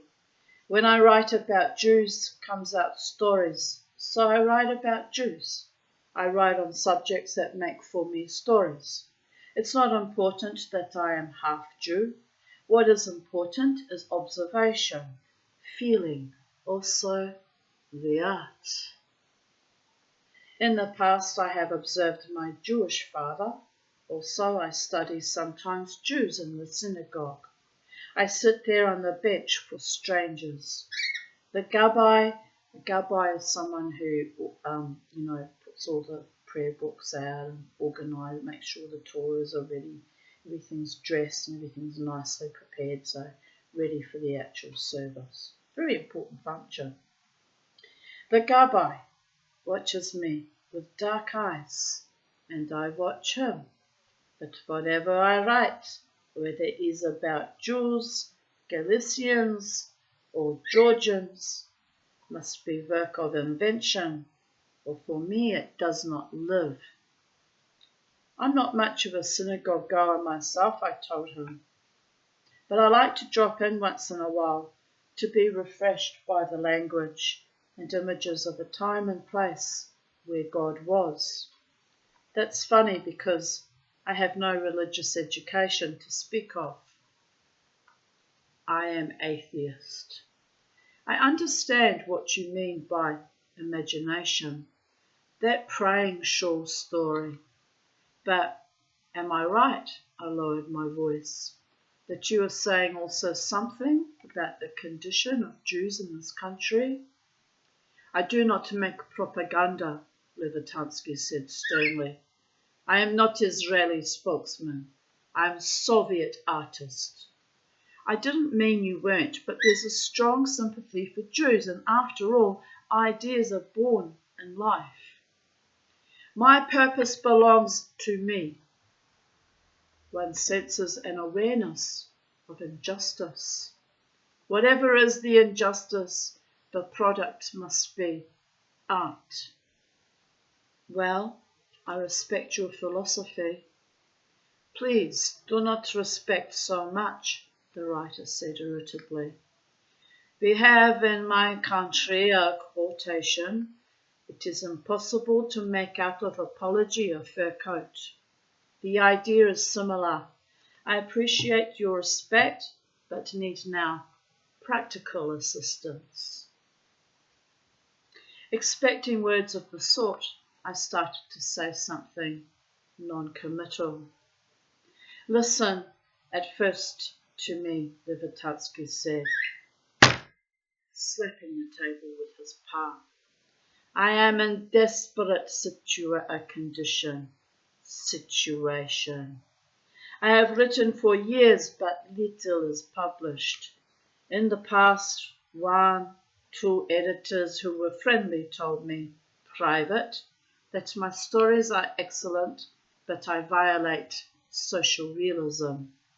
This what you call objectivity, they called it excessive naturalism and sentiment. It is hard to listen to such nonsense. They advise me swim, but not to use my legs. They have warned me, also they have made excuses for me, which I do not like them. Even they said I am crazy, although I can explain to them. I submit my stories because Soviet Union is great country. A great country does not fear what artists writes, indeed. A great country breathes into its lungs work of writers, painters, musicians, and becomes more great, more healthy. I agree with that also. That I told to them, that they replied, I am not sufficient realist. This is the reason I am not invited to be member of Writers' Union. Without this, it is impossible to be published. He smiled sourly. They have warned me to stop submitting to journals my work, so I have stopped. I'm sorry about that, I said. I don't myself believe any good comes from exiling the poets. I cannot continue longer any more in this fashion, Levertansky said, laying his hand on his heart. I feel I am locked in drawer with my poor stories. Now I must get out or I suffocate. It becomes for me each day more difficult to write. I need help. It is not easy to request a stranger for such important personal favour. My wife advised me not. She is angry, also frightened. But it is impossible to go on in this way. I am convinced I am an important Soviet writer. I must have audience. I wish to see my books to be read by Soviet people. I wish to have in minds different than my own, and my wife acknowledgement of my art. I wish them to know my work is related to Russian writers of the past as well as modern. I am in tradition of Chekhov, Gorky, Isaac Babel. I know if book of my stories will be published, it will make for me fine reputation. This is reason why you must help me. It is necessary for my interior liberty. His confession, ow, ow, that was a good Charlie. His confession came in an agitated burst. I used the word advisedly because that's partly what upset me. I have never cared for confessions such as are meant to involve unwilling people in others' personal problems. Russians are past masters of the art. You can see it in their novels. I appreciate the honour of your request, I said, but all I am is a passing tourist. It's a pretty tenuous relationship between us. I do not ask tourist, I ask human being, man, Levertansky said passionately. Also, you are freelance writer. You know now what I am and what is on my heart. You sit in my house. Who else can I ask? I would prefer to publish in Europe my stories, maybe with Mondadori or Einaudi in Italy. But if this is impossible to you, I will publish in America. Some day will my work be read in my own country, maybe after I am dead. This is terrible irony, but my generation lives. on such ironies. Since I am not now ambitious to die, it will be great relief to me to know that at least in one language is alive my art. Mandelstam wrote, I will be enclosed in some alien speech, better so than nothing. You say I know who you are, but do you know who I am? I asked him. I'm a plain person, not very imaginative, though I don't write a bad article. My whole life, for some reason, has been without much real adventure, except I was divorced once and remarried happily to a woman whose death I am still mourning. Now I'm here, more or less on a vacation, not to jeopardize myself by taking serious chances of an unknown sort. What's more, and this is the main thing I came to tell you, I wouldn't at all be surprised if I am already under suspicion and would do you more harm than good. I told Levitansky about the airport incident in Kiev. I signed a document I couldn't even read, which was a foolish thing to do. In Kiev this happened? That's right. He laughed dismally. It would not happen if you entered through Moscow. In the Ukraine, what is your word? They are rubes, country people. That might be. Nevertheless, I signed the paper. Do you have copy? Not with me, in my desk drawer in the hotel. I am certain this is receipt for your books, which officials will return to you when you depart from Soviet Union. That's what I'm afraid of. Why afraid? He asked. Are you afraid to receive back umbrella which you have lost? I'd be afraid one thing might lead to another, more questions, other searches. It would be stupid to have your manuscript in my suitcase, in Russian no less, that I can't even read. Suppose they accuse me of being some kind of courier transferring stolen documents. The thought raised me to my feet.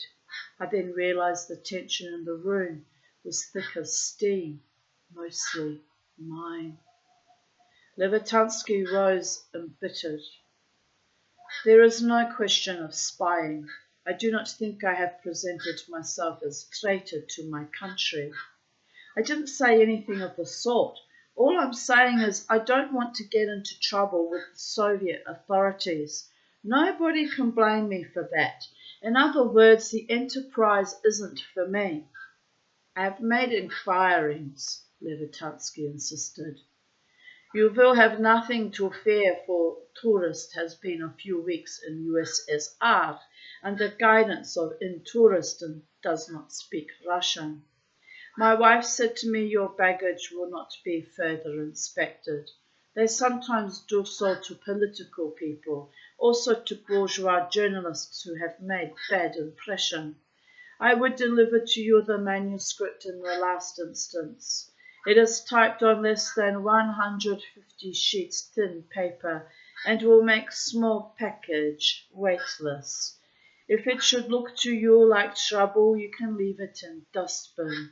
My name will not be anywhere, and if they find it and trace to me the stories, I will answer I have thrown them out myself. They won't believe this, but whatever can I say? It will make no difference anyway. If I stop my writing, I may as well be dead. No harm will come to you. I'd rather not, if you don't mind.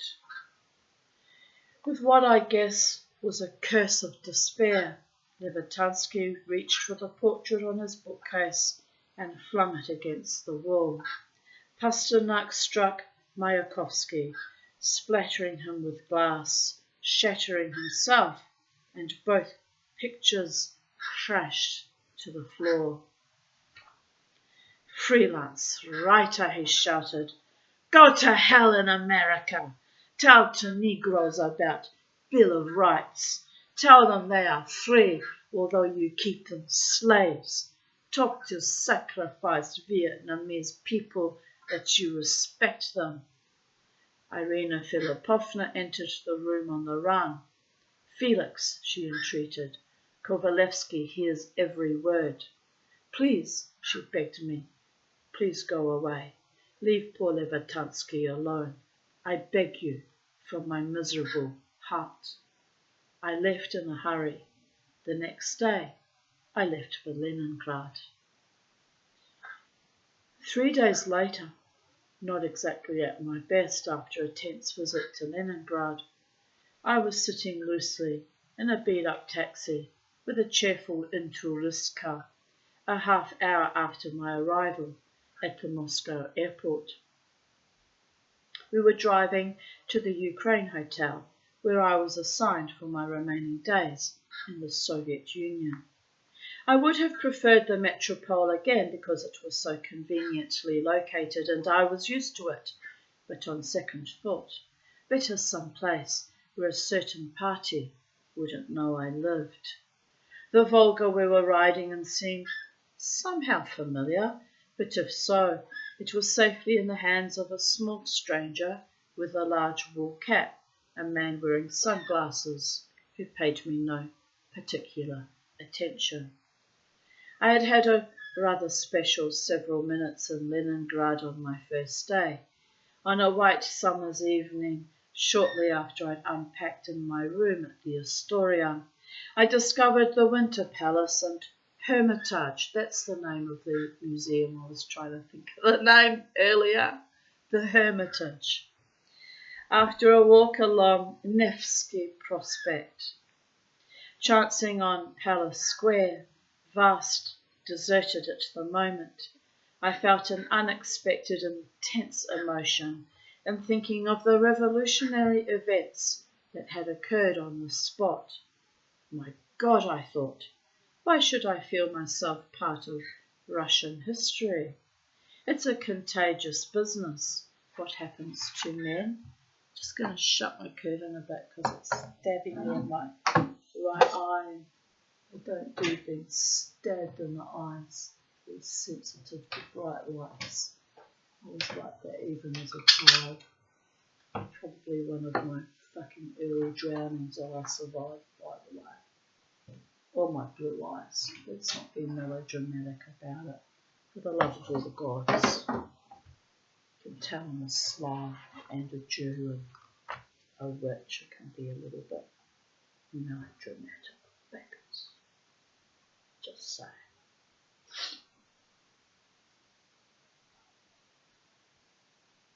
It's a contagious business, what happens to men. On the Palace Bridge, I gazed at the ice-blue Neva. In the distance, the golden steeple of the cathedral built by Peter the Great. I'd like to see that too. Pretty, very pretty. Gleaming under masses of wind-driven clouds and patches of green sky.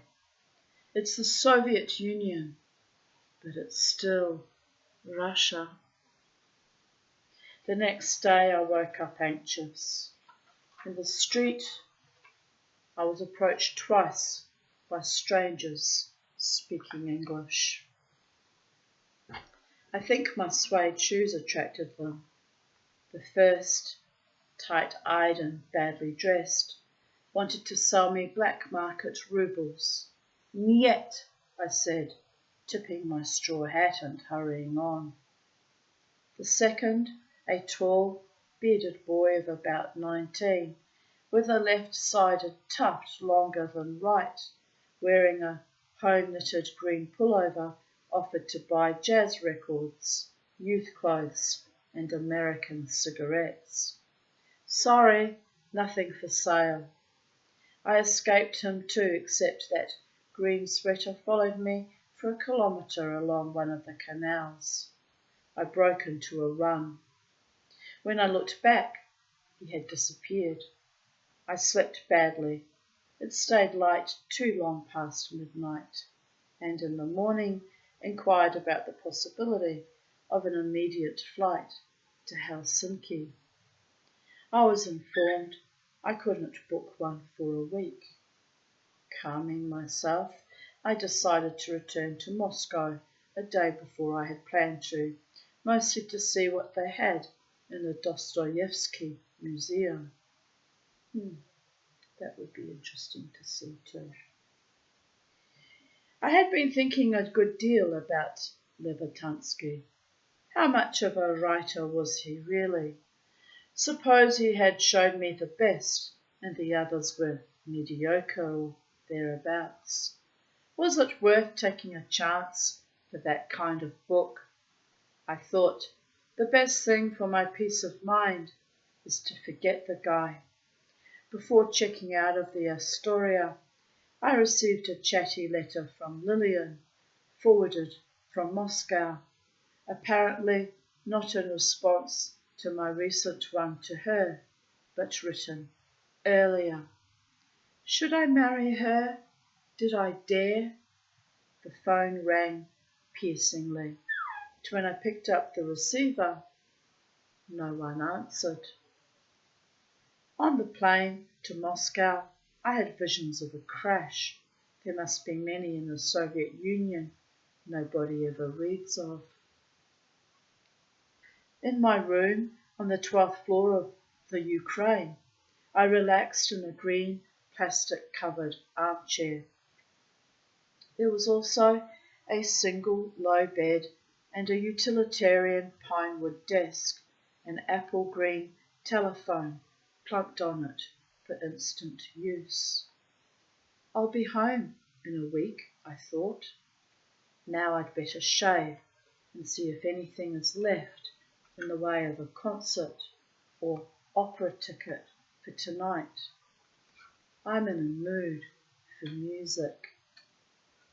The electric plug in the bathroom didn't work, so I put away my shaver and was lathering up when I jumped to a single explosive knock on the door. I opened it cautiously, and there stood Levertansky with a brown paper packet in his hand. Is this son of a bitch out to compromise me? How did you happen to find out where I was only 20 minutes after I got here, Mr. Levertansky? How I found you? The writer shrugged. He seemed deathly tired, the face longer, leaner, resembling a hungry fox on his last unsteady legs, but still in business. My brother-in-law was chauffeur for you from the airport. He heard the girl inquire your name. We have spoke of you. Dmitri, this is my wife's brother, informed me you have registered at the Ukraine. I inquired downstairs your room number, and it was granted to me. However it happened, I said firmly, I want you to know I haven't changed my mind. I don't want to get more involved. I thought it all through while I was in Leningrad, and that's my final decision. I may come in? Please, but for obvious reasons. I'd appreciate a short visit. Levertansky sat, somewhat shriveled, thin knees pressed together in the armchair, his parcel awkwardly on his lap. If he was happy he had found me, it did nothing for his expression. I finished shaving, put on a fresh white shirt, and sat down on the bed. Sorry I have nothing to offer in the way of an aperitif, but I could call downstairs.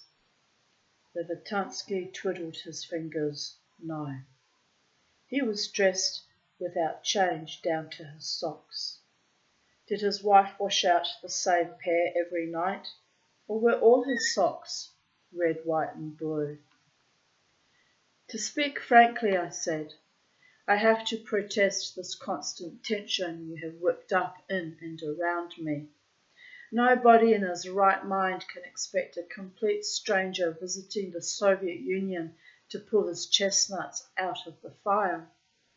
It's your country that's hindering you as a writer, not me or the United States of America.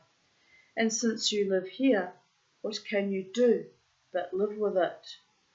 I love my country, Levitanski said. Nobody denies that, but so do I love mine, though love for country, let's face it, is a mixed bag of marbles. Nationality isn't soul, as I'm sure you agree. But what I'm also saying is there are things about his country one might not like that he has to make his peace with. I'm assuming you're not thinking of counter-revolution. So if you're up against a wall, you can't climb or dig under or outflank. At least stop banging your head against it, not to mention mine. Do what you can. It's amazing, for instance, what can be said in a fairy tale. I have written already my fairy tales, Levitanski said moodily. Now is the time for truth without disguises. I will make my peace to this point where it interferes with the work of my imagination, my interior liberty, and then I must stop to make my peace. My brother-in-law has also told to me, you must write acceptable stories. Others can do it, so why cannot you? And I have answered to him, they must be acceptable to me. In that case, aren't you up against the impossible?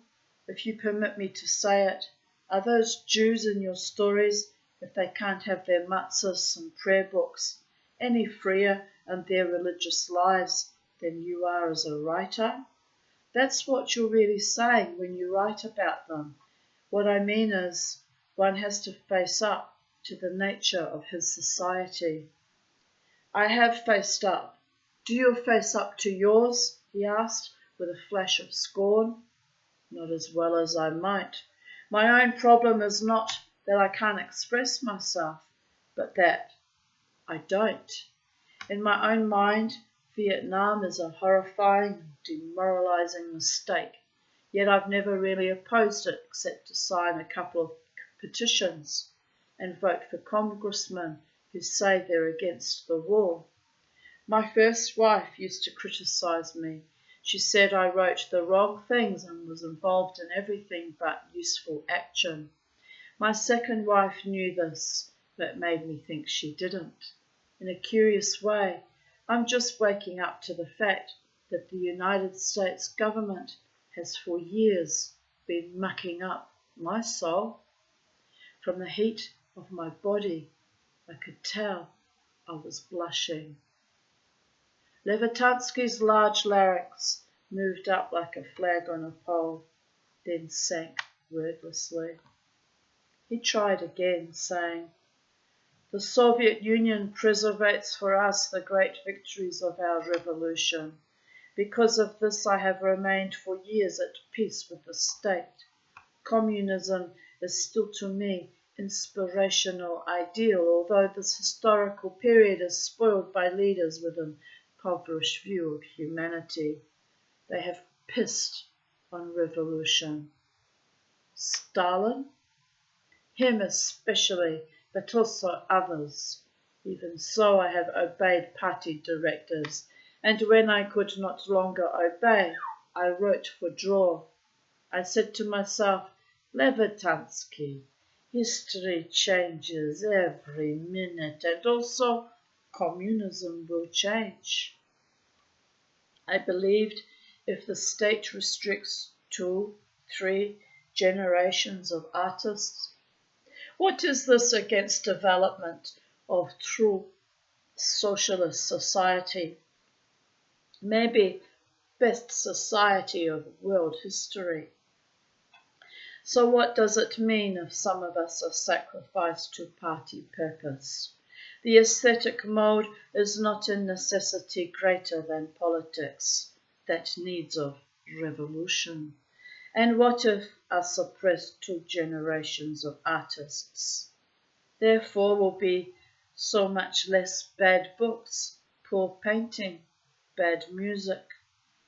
Then in 50 years more will be secure the state, and all Soviet artists will say whatever they wish. This is what I thought or tried to think, but do not longer think so. I do not believe more in Paternoster, which is guided thought, an expression which is to me ridiculous. I do not believe in Bolshevization of literature. I do not think revolution is fulfilled in a country of unpublished novelists, poets, playwrights who hide in drawers whole libraries of literature that will never be printed, or if so it will be printed after they stink in their graves. I think now the state will never be secure, never. It is not in the nature of politics or human condition to be finished with revolution. If Evgeny Zamyatin told, there is no final revolution. Revolutions are infinite. I guess that's along my own line of thinking, I said, hoping for reasons of personal safety to forestall Levitatsky's ultimate confession, one he, with brooding eyes, was already relentlessly making, lest in the end it imprison me in his will and history. I have learned from writing my stories, the writer was saying, that imagination is enemy of the state. I have learned from my writing that I am not free man. This is my conclusion. I ask for your help, not to harm my country, which still has magnificent socialist possibilities, but to help me escape its worst errors. I do not wish to defame Russia. My purpose as my work is to show its true heart. So have done our writers, from Pushkin to Pasternak, and also in his way, Solzhenitsyn. If you believe in democratic humanism, you must help artists to be free. Is not true? I got up, I think to shake myself free of that question. What exactly is my responsibility to you, Levitatsky? I tried to contain the exasperation I felt. We are members of mankind. If I am drowning, you must assist to save me. In unknown waters, if I can't swim. If not, throw me a rope. I'm a visitor here. I've told you I may be suspect. For all I know, you yourself might be a Soviet agent out to get me, or the room may be bugged. And then where are we? Mr. Levitatsky, please. I don't want to hear or argue anymore. I just plead personal inability and ask you to leave. Bugged? Some sort of listening device planted in this room. Levitatsky slowly turned grey. He sat a moment in motionless meditation, then rose wearily from the chair. I withdraw now request for your assistance. I accept your word that you are not capable. I do not wish to make criticism of you. All I wish to say, Gospodin Gavitz, is it requires more to change a man's character than to change his name. Levitatsky left the room, leaving in his wake faint fumes of cognac. He had also passed gas. Come back, I called, not too loudly, but if he heard through the door, he didn't answer. Good riddance, I thought. Not that I don't sympathise with him, but look what he's done to my interior liberty. Who has to come thousands of miles to Russia to get caught up in this kind of mess?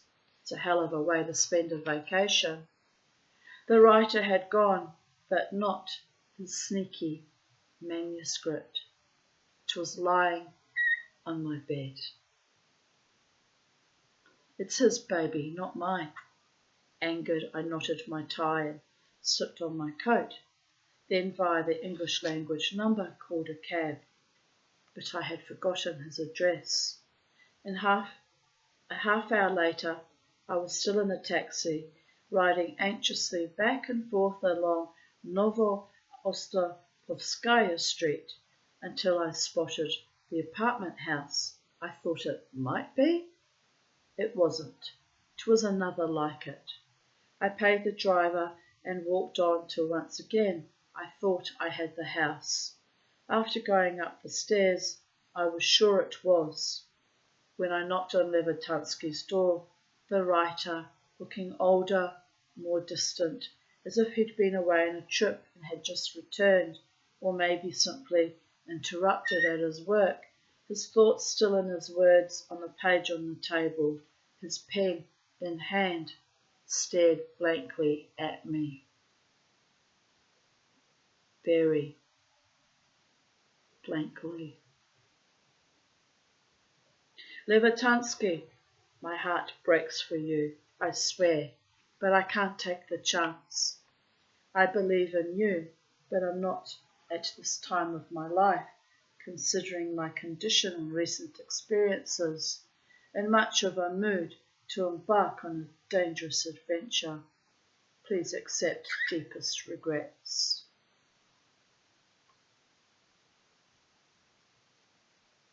I thrust the manuscript into his hand and rushed down the stairs. Hurrying out of the building, I was, to my horror, unable to avoid Irina Levitansky coming in. Her eyes lit in fright as she recognized me an instant before I hit her full force, and sent her sprawling along the walk. Oh my God, what have I done? I beg your pardon.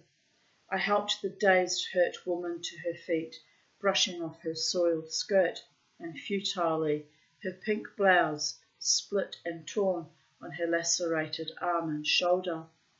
I stopped dead when I felt myself experiencing erotic sensations.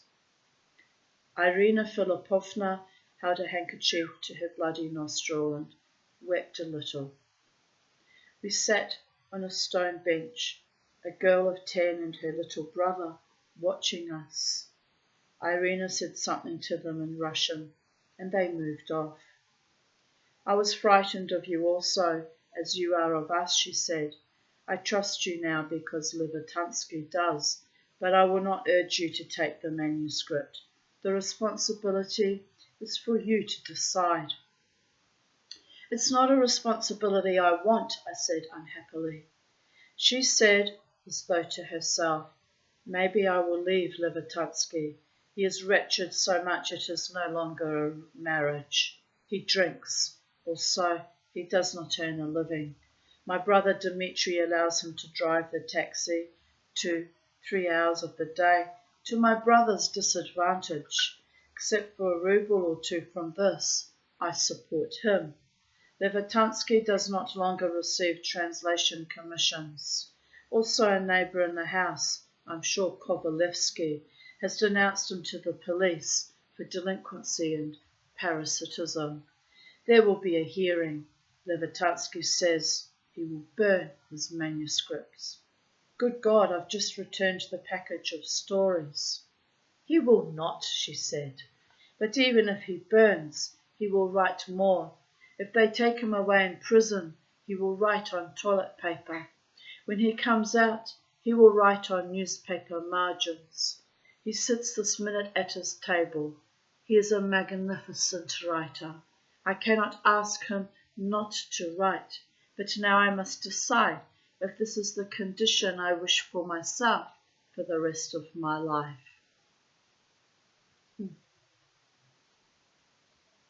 Irina sat in silence, an attractive woman with shapely legs and feet, in a soiled skirt and torn blouse. I left her on the stone bench, her handkerchief squeezed in her fist. That night, 2nd of July, I was leaving the Soviet Union on the 5th, I experienced massive self-doubt. If I'm a coward, why has it taken so long to find out? Where does anxiety end and cowardice begin?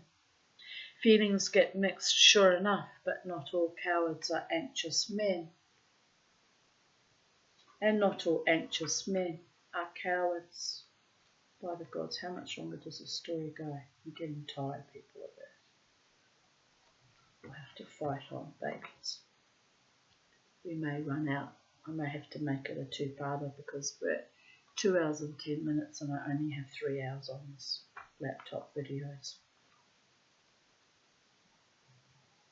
Where does anxiety end and cowardice begin? Feelings get mixed, sure enough, but not all cowards are anxious men and not all anxious men are cowards.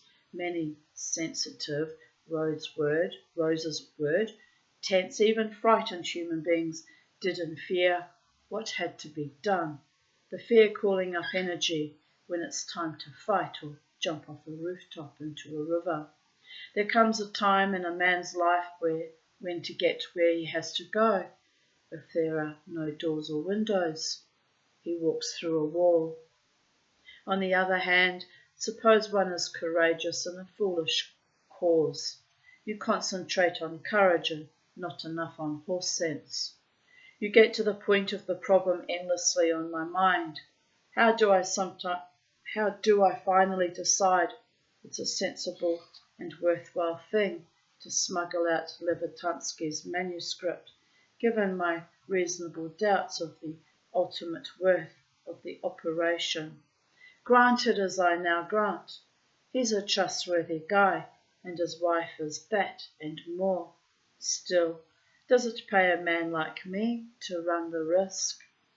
If 6,000 Soviet writers can't do very much to squeeze out another inch of freedom as artists, how am I to fight their battle?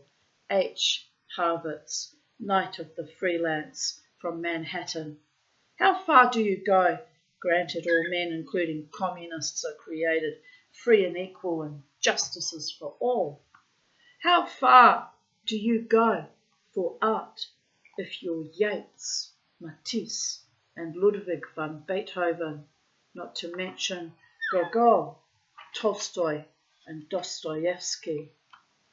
So far as to get yourself intentionally involved, the HH manuscript smuggling service? Will the President and State Department send up 3 loud cheers for my contribution to the cause of artistic social justice? And suppose it amounts to no more than a gaffe in the end. What will I prove if I sneak out Levitansky's manuscript and all it turns out to be is just another passable book of stories? That's how I argued with myself on more than one occasion, and in the end I argued myself into solid indecision.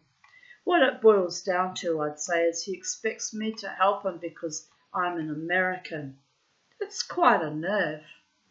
2 nights later, odd not to have the 4th of July on 4th of July, I was listening for firecrackers. A quiet, light lemon summer's evening in Moscow. After 2 monotonously uneasy days while I was still writing museum notes, for relief I took myself off to the Bolshoi to hear Tosca. It was sung in Russian by a busty lady and a handsome tenor, but the Italian plot was unchanged, and in the end Scarpia, who had promised death by fake bullets, gave in sneaky exchange a fusillade of hot lead. Another artist bit the dust, and Floria Tosca learned the hard way that love wasn't what she had thought. Next to me sat another full-breasted woman, this one of a lovely Russian of maybe 30 in a white dress that fitted a well-formed, mature figure, her blonde hair piled in a bird-like mass on her splendid head. Lillian could look like that, though not Rose. This woman, alone it turned out, spoke flawless English in a mezzo-soprano with a slight accent. During the first intermission, she asked in friendly fashion, managing to seem detached but interested, "Are you American or perhaps Swedish?" "Not Swedish. American is correct. How did you happen to guess?" "I noticed." What are they pausing for in the street and yelling, "Is my snake back? Is she in the middle of the road?"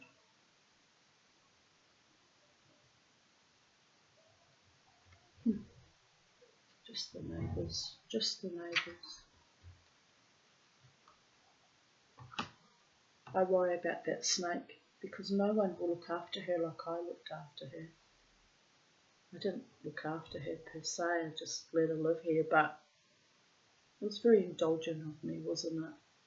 If I were as indulgent with Australian trouser snakes as I was with that snake, I'd be fucking married by now. Heaven forfend! Let's carry on reading.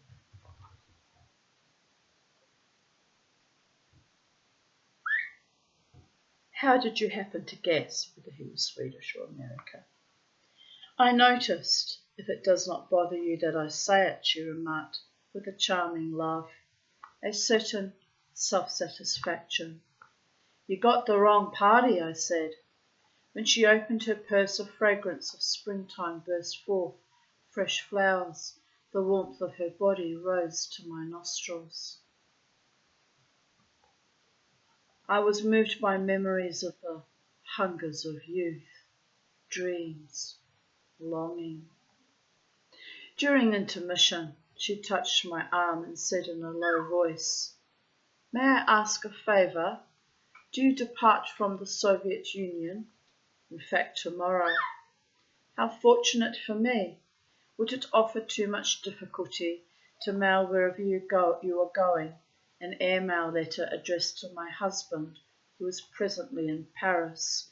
Our airmail service takes 2 weeks to arrive in the West. I shall be grateful." I glanced at the envelope addressed half in French, half in Cyrillic, said I wouldn't mind.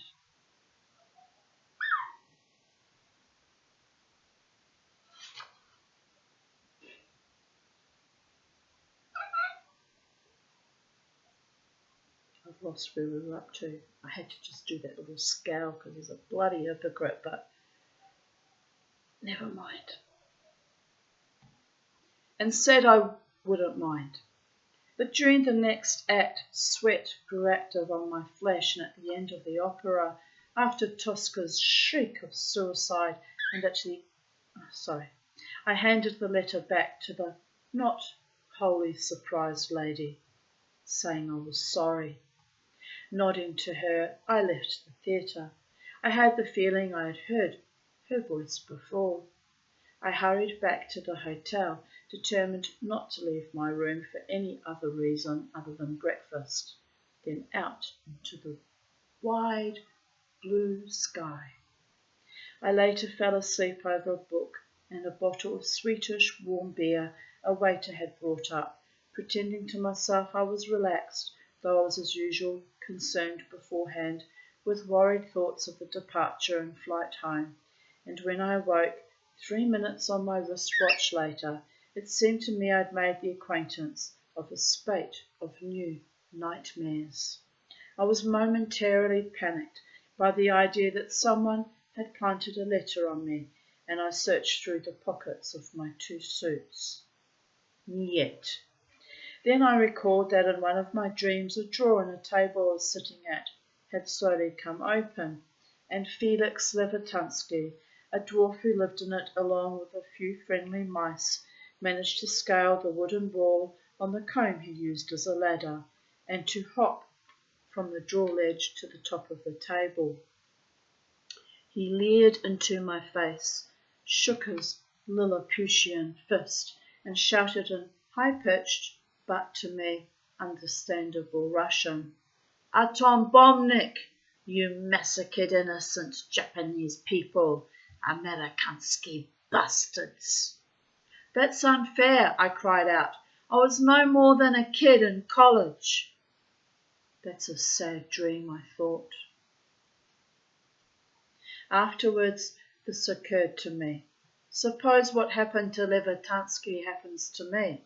Suppose America gets caught up in a war with China in some semi-reluctant, stupid way, and to make fast hash of it, despite my frantic, loud protestations. Mostly I wave my arms and shout obscenities till my face turns green. We spatter them before they can get going with a few dozen H-bombs, boiling up a thick atomic soup of about 200 million Orientals, blood, gristle, marrow, and lots of floating Chinese eyeballs. We win the war because the Soviets haven't been able to make up their minds who to shoot their missiles at first. And suppose, after this unheard of slaughter, about 10 million Americans in self-revulsion head for the borders to flee the country. To stop the loss of wealth, the refugees are intercepted by the army in tanks and turned back. Harvitz hides in his room with shades drawn, writing in a fury of protest a long epic poem condemning the mass butchery by America. What nation, Asiatic or other, is next?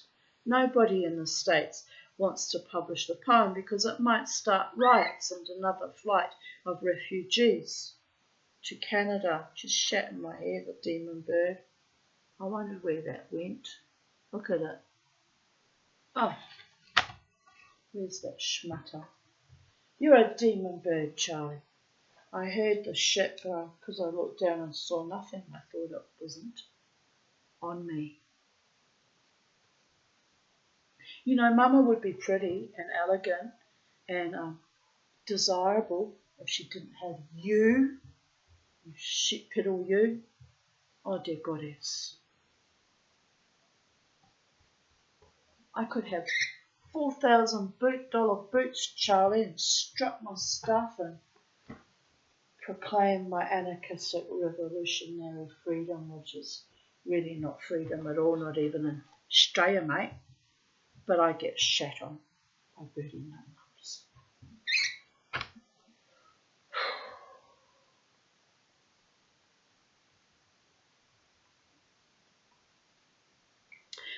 Let's go back to that sentence. Nobody in the States wants to publish the poem because it might start riots and another flight of refugees to Canada and Mexico.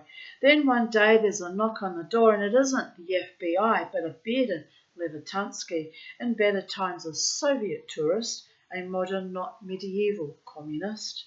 He kindly offers to sneak the manuscript of the poem out for publication in the Soviet Union.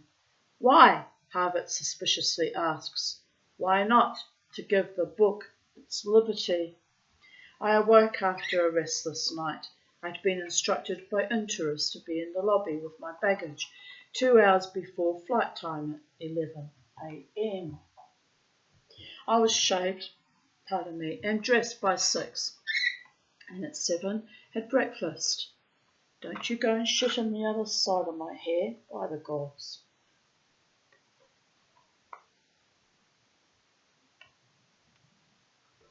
I was very hungry of yogurt, sausage and scrambled eggs in the 12th floor buffet. I then went out to hunt for a taxi.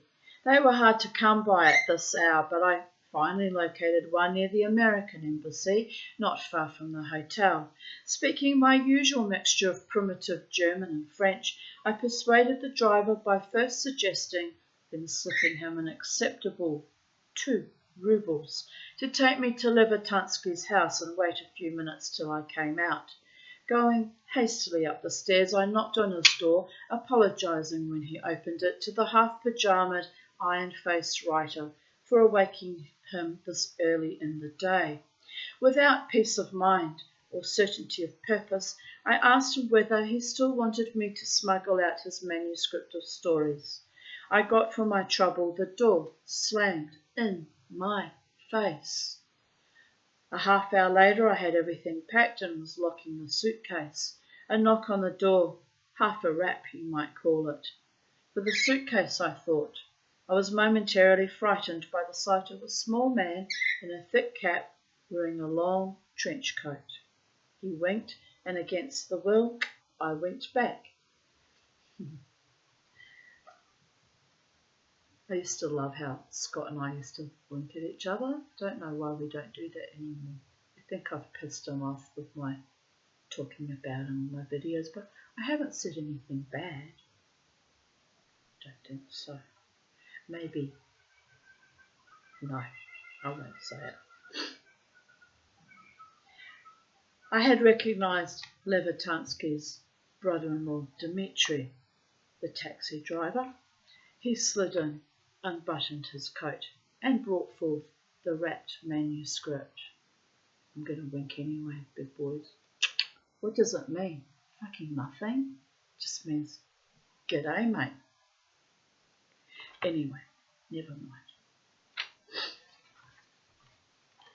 I had recognised Levitansky's brother-in-law, Dmitri, the taxi driver. He slid down, unbuttoned his coat, and brought forth the wrapped manuscript, holding a finger to his lips. He handed it to me before I could say I was no longer interested. Levitansky changed his mind, not changed mind, was afraid your voice to be heard by Kovalevsky.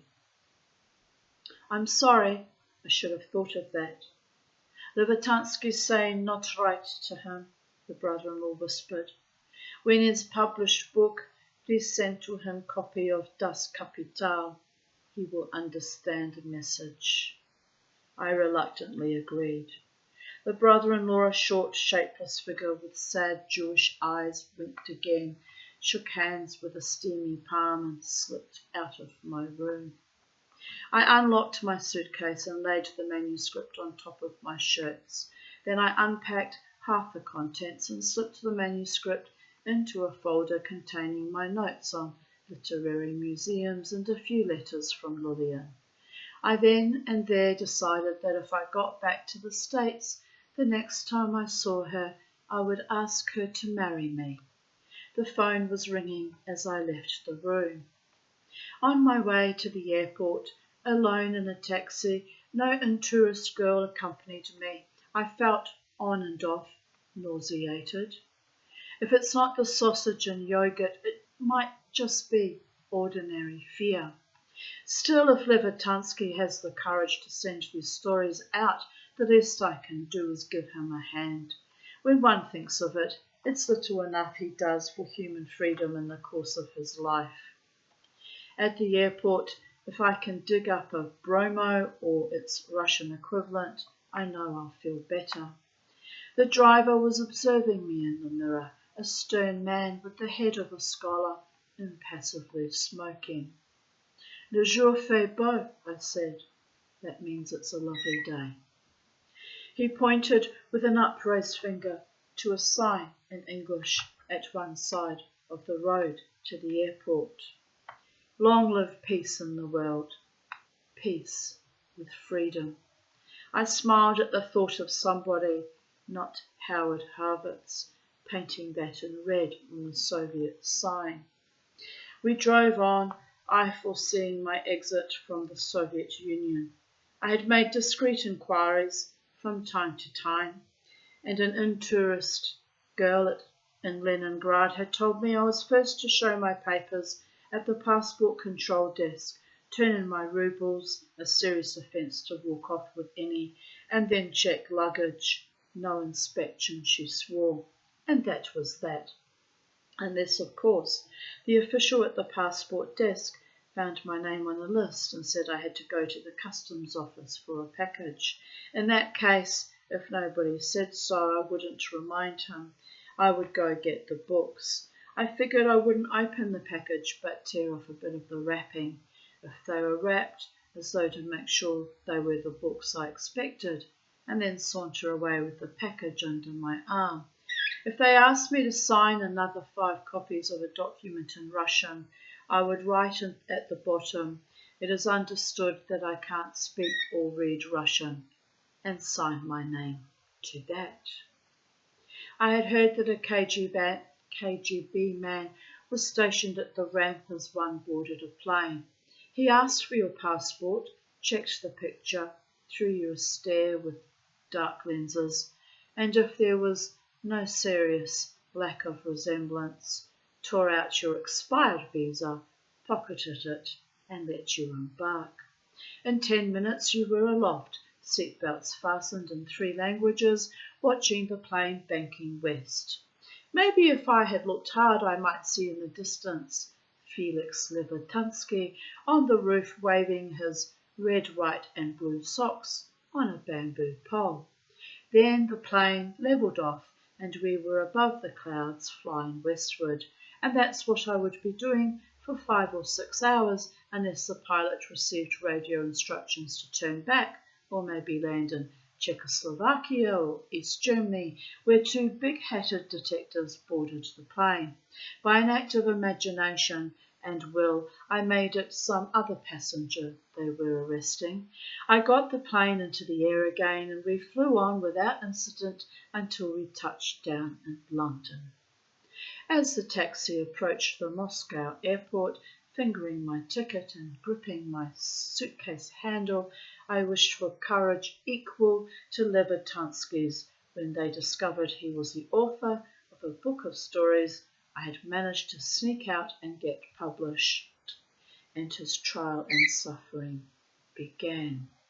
Levertansky's first story of the foreign English was about an old father, a pensioner, who was not feeling well and wanted his son, with whom he had continuous strong disagreements. Art imitating life, and with whom only I have a daughter out there somewhere, actually 2, and with whom he hadn't seen in 8 months to know. He decided to pay him a short visit, since the son had moved from his flat to a larger one and both lacked my courage, by the way. Happily went along with the COVIDian epoch. And had not forwarded his address. The father went to call on him at work. The son was an official of some sort with an office in a new state building. The father had never been there, although he knew where it was, because a neighbour or a walk with him had pointed it out. I wonder if that's why they took down the video of me dancing so joyously in front of the band at the 10th birthday celebration. The first band, the one who said to me, Arriba. One could get all conspiracy theory and read it out about that, but I'm sure it's just, they probably just thought I was a crazy person since I was dancing so vigorously, as I always do, babies, in every gig, in every venue, anywhere in the known planet, I dance like that. Oh, but it was a little bit rude to put that video up and then immediately take it down, don't you think? But I still love that club and I still go there every Friday to do my wild dance. I'm not going to get a fit of pique over whether a video got put up and then taken down. I mean, that's just infantile, isn't it? Just saying. The whole thing is odd. The father had never been there, although he knew where it was, because a neighbour on a walk with him had pointed it out. And there were many people who asked if I was going to that party, so they absolutely wanted me there and I was welcome. Then the odd thing that came about, why am I talking about this now? Why? Because it's odd. The odd thing that came about was 2 enemies of mine tried to lure us through seductively, suggest that I join, singles groups and go party dancing elsewhere at other venues with them. Sworn enemies of mine. Why would I do that? It's very odd. And then the man that was listening in, the staff member, heard me say, my loyalty is with this club since they've done nothing but treat me with consistent kindness and respect and indeed honour. So I think the message got driven home. Got no intention of taking myself elsewhere. Why should I? I enjoy myself in that space. Done no harm to anyone. And I enjoy my wild dance and my wild mosh. But it was a very odd day. It was a very odd flavour to it all. Anyway, Mama T is of no real importance to any government anywhere in the known planet. I held my ground on a certain issue to do with the COVIDian epoch for my own safety and sanity, and I suggested that other people do the same, and the fact that they didn't listen to me is of no consequence to me. They were told, they went along with it to their own detriment. They'll have to live in fear of the adverse reactions, not I. Just saying. I tried to save some of you. By the gods, I tried hard, including on social media. And I'm shadow banned and shut down. Hardly makes me a spy. It just makes me human and decent and courageous and honourable.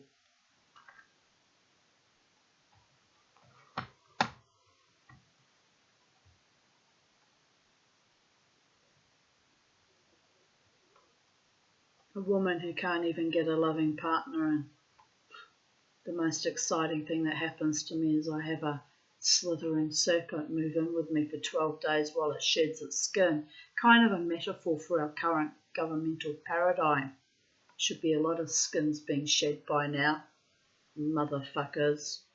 But anyway, I'm having a wee moment here because it just comes to me, like an intuitive electrical impulse about the complete lunacy of our entire world. It's just all a bit odd.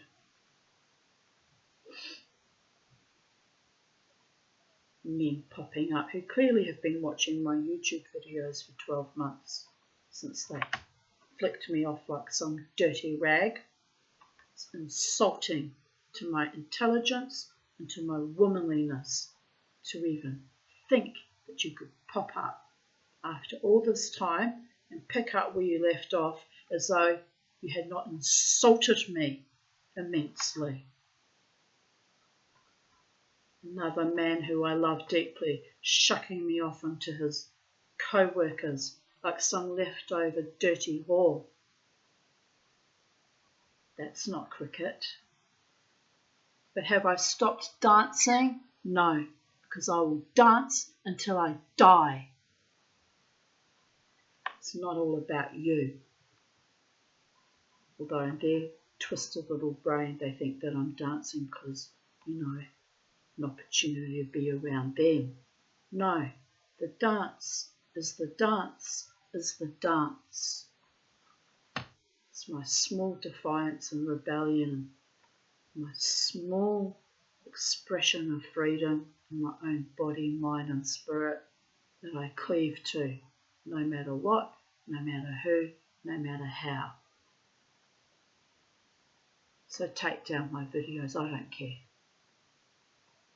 I looked lovely that day.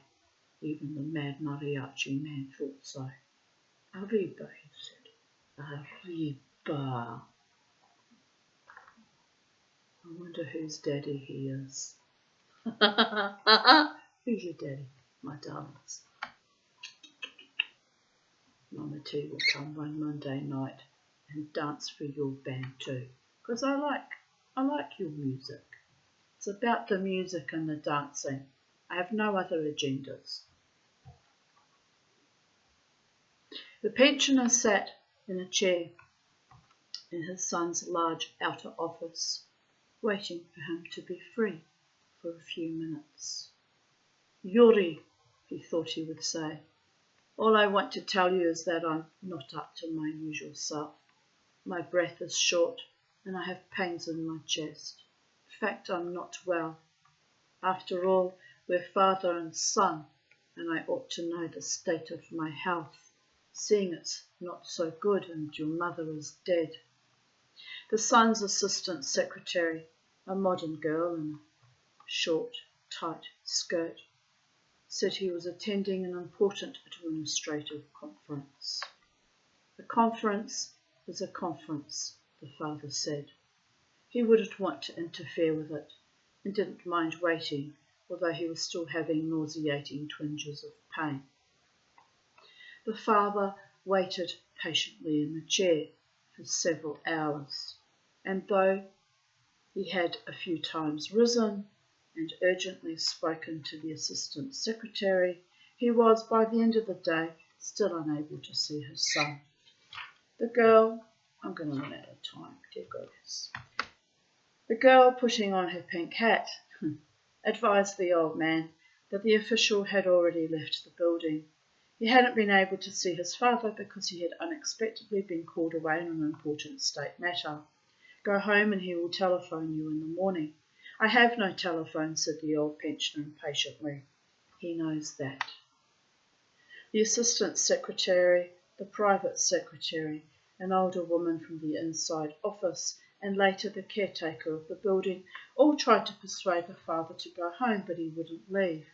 The private secretary said her husband was expecting her and she could stay no longer. After a while, the assistant secretary with the pink hat also left. The caretaker, a man with wet eyes and a ragged moustache, tried to persuade the old man to leave. What sort of foolishness is it to wait all night in a pitch-dark building? You'll frighten yourself out of your wits, not to speak of other discomforts you're bound to suffer. No, said the sick father, I will wait. When my son comes in tomorrow morning, I'll tell him something he hasn't learned yet. I'll tell him what he does to me, his children will do to him. The caretaker departed. The old man was left alone, waiting for his son to appear in the morning. I'll report him to the party, he muttered. The second story was about another old man, a widower of 68, who hoped to have matzahs for Passover. Last year he'd got his quota. They had been baked at the state bakery and sold in state stores, but this year the state bakeries were not permitted to bake them. The officials said the machines had broken down, but who believed them? The old man went to the rabbi, an older man with a tormented beard, and asked him where he could get matzahs. He was frightened that he mightn't have them this year.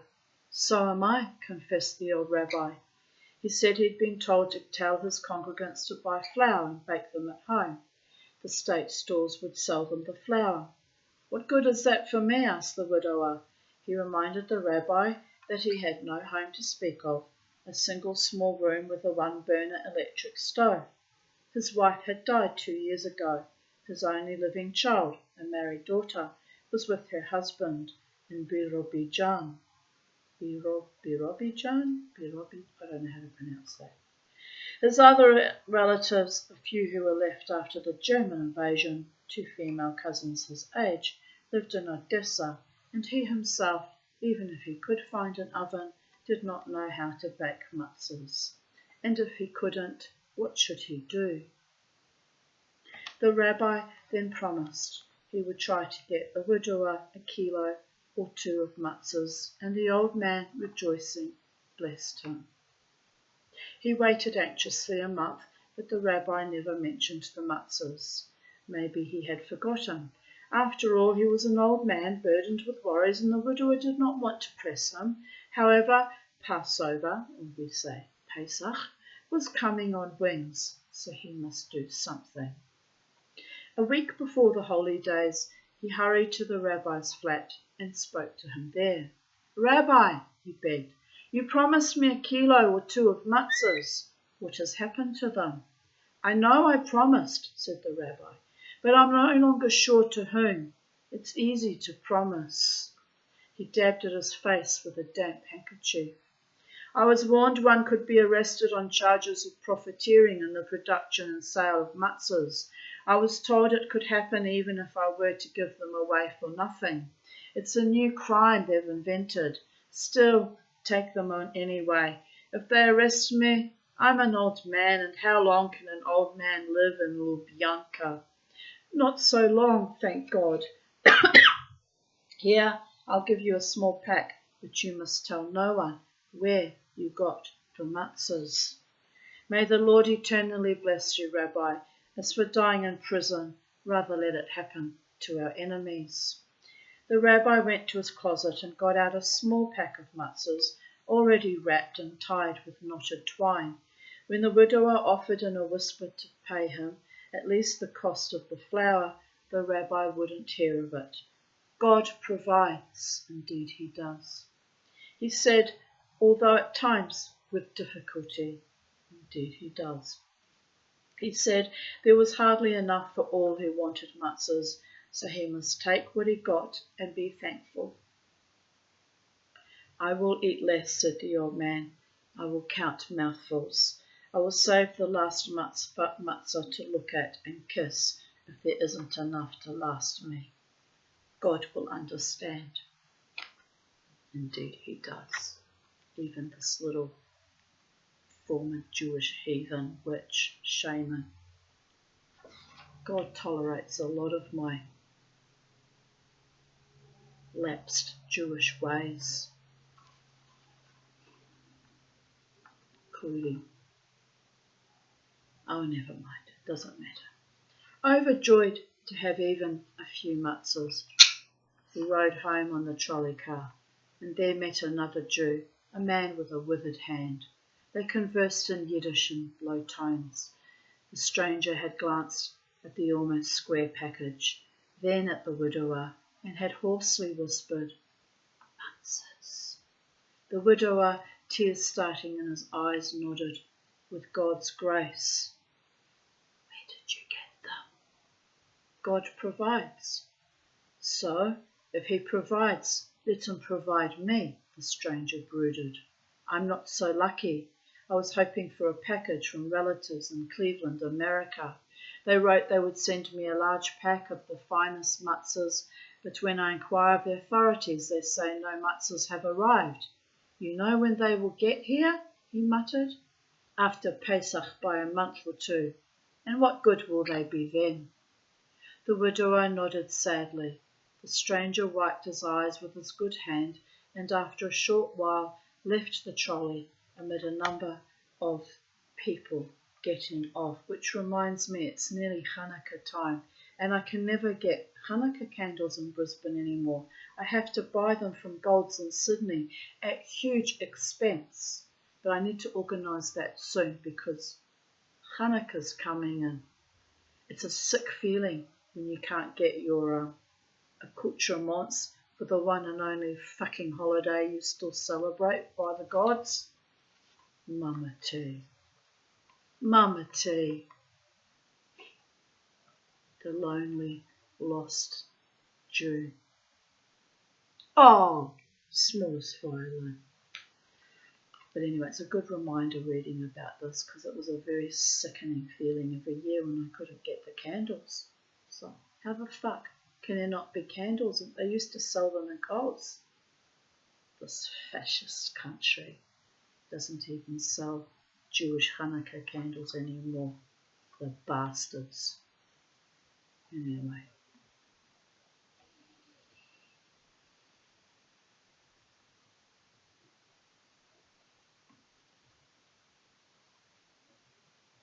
Where was I? He had not bothered to say goodbye, and neither had the widower, not to remind him of his own good fortune. When the time came for the old man to leave the trolley, he glanced down between his feet where he had placed the package of matzahs, but nothing was there. 50-cent fucking bus fares where you get threatened on and off the bus. $11 parking in BCC. Orchestrated finagling so you're trapped into having to pay expensive parking. Ghettoising my city like we're some kind of vermin. How very, dare you?"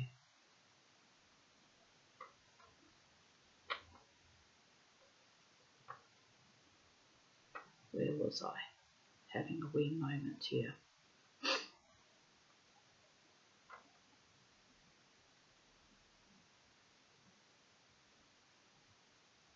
When the time came for the old man to leave the trolley, he glanced down between his feet, where he had placed the package of matzos, but nothing was there. His feet were there. The old man felt harrowed, as though someone had ripped a nail down his spine. He searched frantically throughout that car, going a long way past his stop, querying every passenger, the woman conductor, the motorman, but no one had seen his matzos. Then it occurred to him that the stranger with the withered hand had stolen them. The widower, in his misery, asked himself, would a Jew have robbed another of his precious matzos? I know someone that embezzled from my own temple $30,000, and they let him get away with it. They didn't want to bring shame upon themselves, a Jew stealing from another Jew. He was the treasurer too. Obscene it is. So yes, Jews also rob other Jews. The whole thing is hypocrisy beyond belief.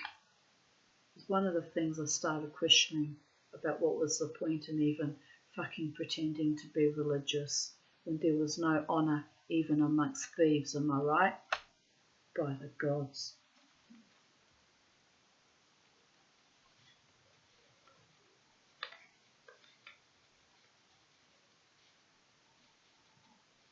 Still, who knows, he thought, what one will do to get matzahs if he has none. As for me, I haven't even a matzah to look at now. If I could steal any, whether from Jew or Russian, I would steal them. He thought he would even steal them from the old rabbi. The widower went home without his matzahs and had none for Passover, Pesach. The third story, a tale called Talit, concerned a youth of 17, beardless but for some stray hairs on his chin, who had come from Kirov to the steps of the synagogue on Arkhipova Street in Moscow.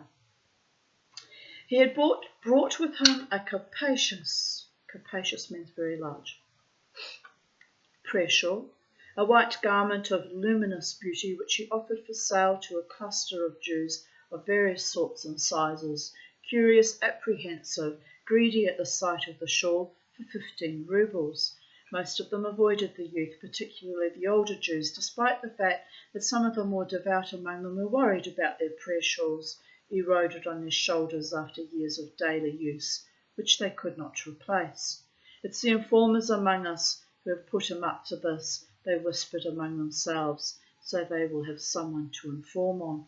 Still, in spite of the warnings of their elders, several of the younger men examined the tallit and admired it. Where did you get such a fine prayer shawl? The youth was asked. It was my father's, who recently died, he said. It was given to him by a rich Jew he had once befriended. Then why don't you keep it for yourself? You're a Jew, aren't you? Yes, said the youth, not the least embarrassed, but I'm going to Bratsk as a Komsomol volunteer, and I need a few rubles to get married. Besides, I'm a confirmed atheist.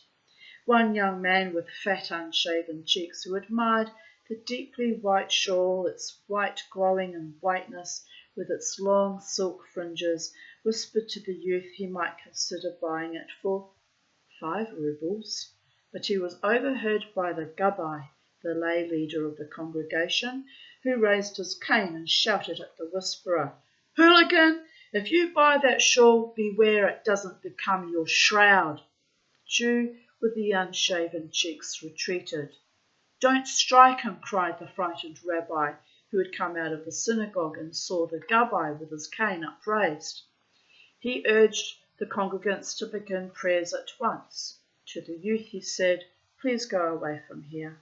We are burdened with enough troubles as it is. It is forbidden for anyone to sell religious articles. Do you want us to be accused of criminal economic activity? Do you want the doors of the shul to be closed forever? So do us and yourself a mitzvah and go away. The congregants moved inside. The youth was left standing alone in the streets, but then the gabbai came out of the door, a man with a deformed spine and a wad of cotton stuck in his leaking ear. Look here, he said. I know you stole it. Still, after all is said and done, a tallit is a tallit, and God asks no questions of his worshippers. I offer 8 rubles for it. Take it or leave it. Talk fast before the services end and the others come out. Make it 10 and it's yours, said the youth. The gabbai gazed at him shrewdly.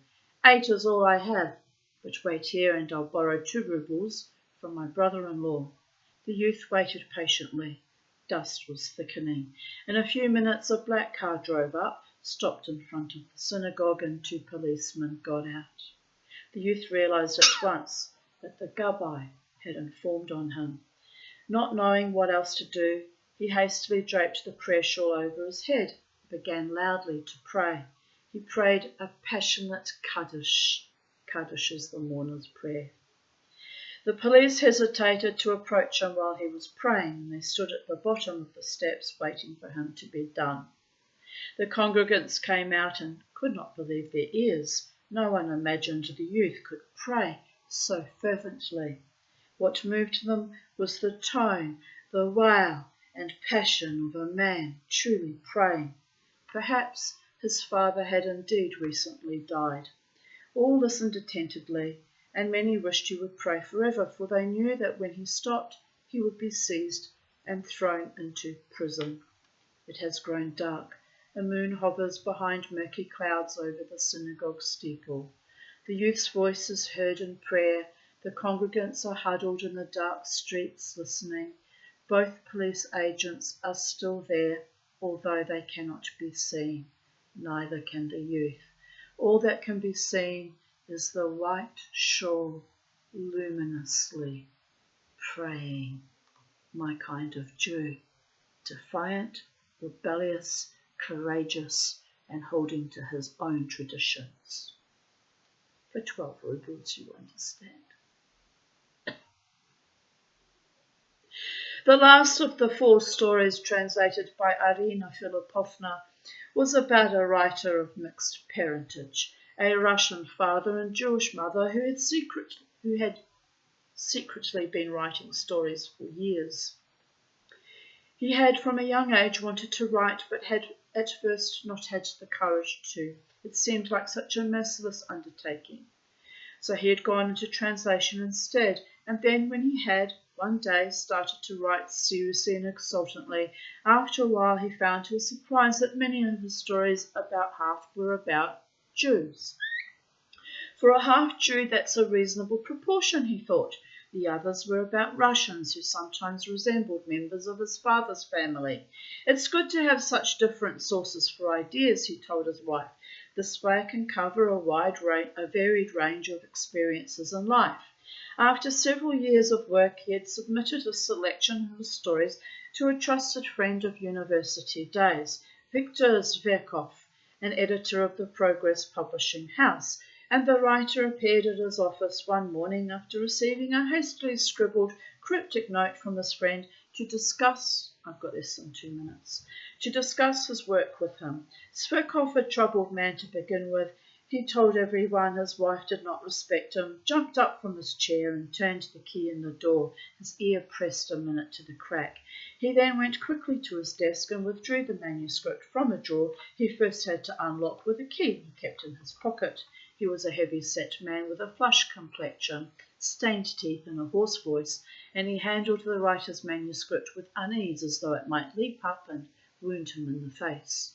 Please, Tolia, he whispered breathily, bringing his head close to the writer's. You must take these dreadful stories away at once. What's the matter with you? Why are you shaking so? Don't pretend to be so naive. You know why I'm disturbed. I'm frankly amazed that you are submitting such unorthodox material for publication.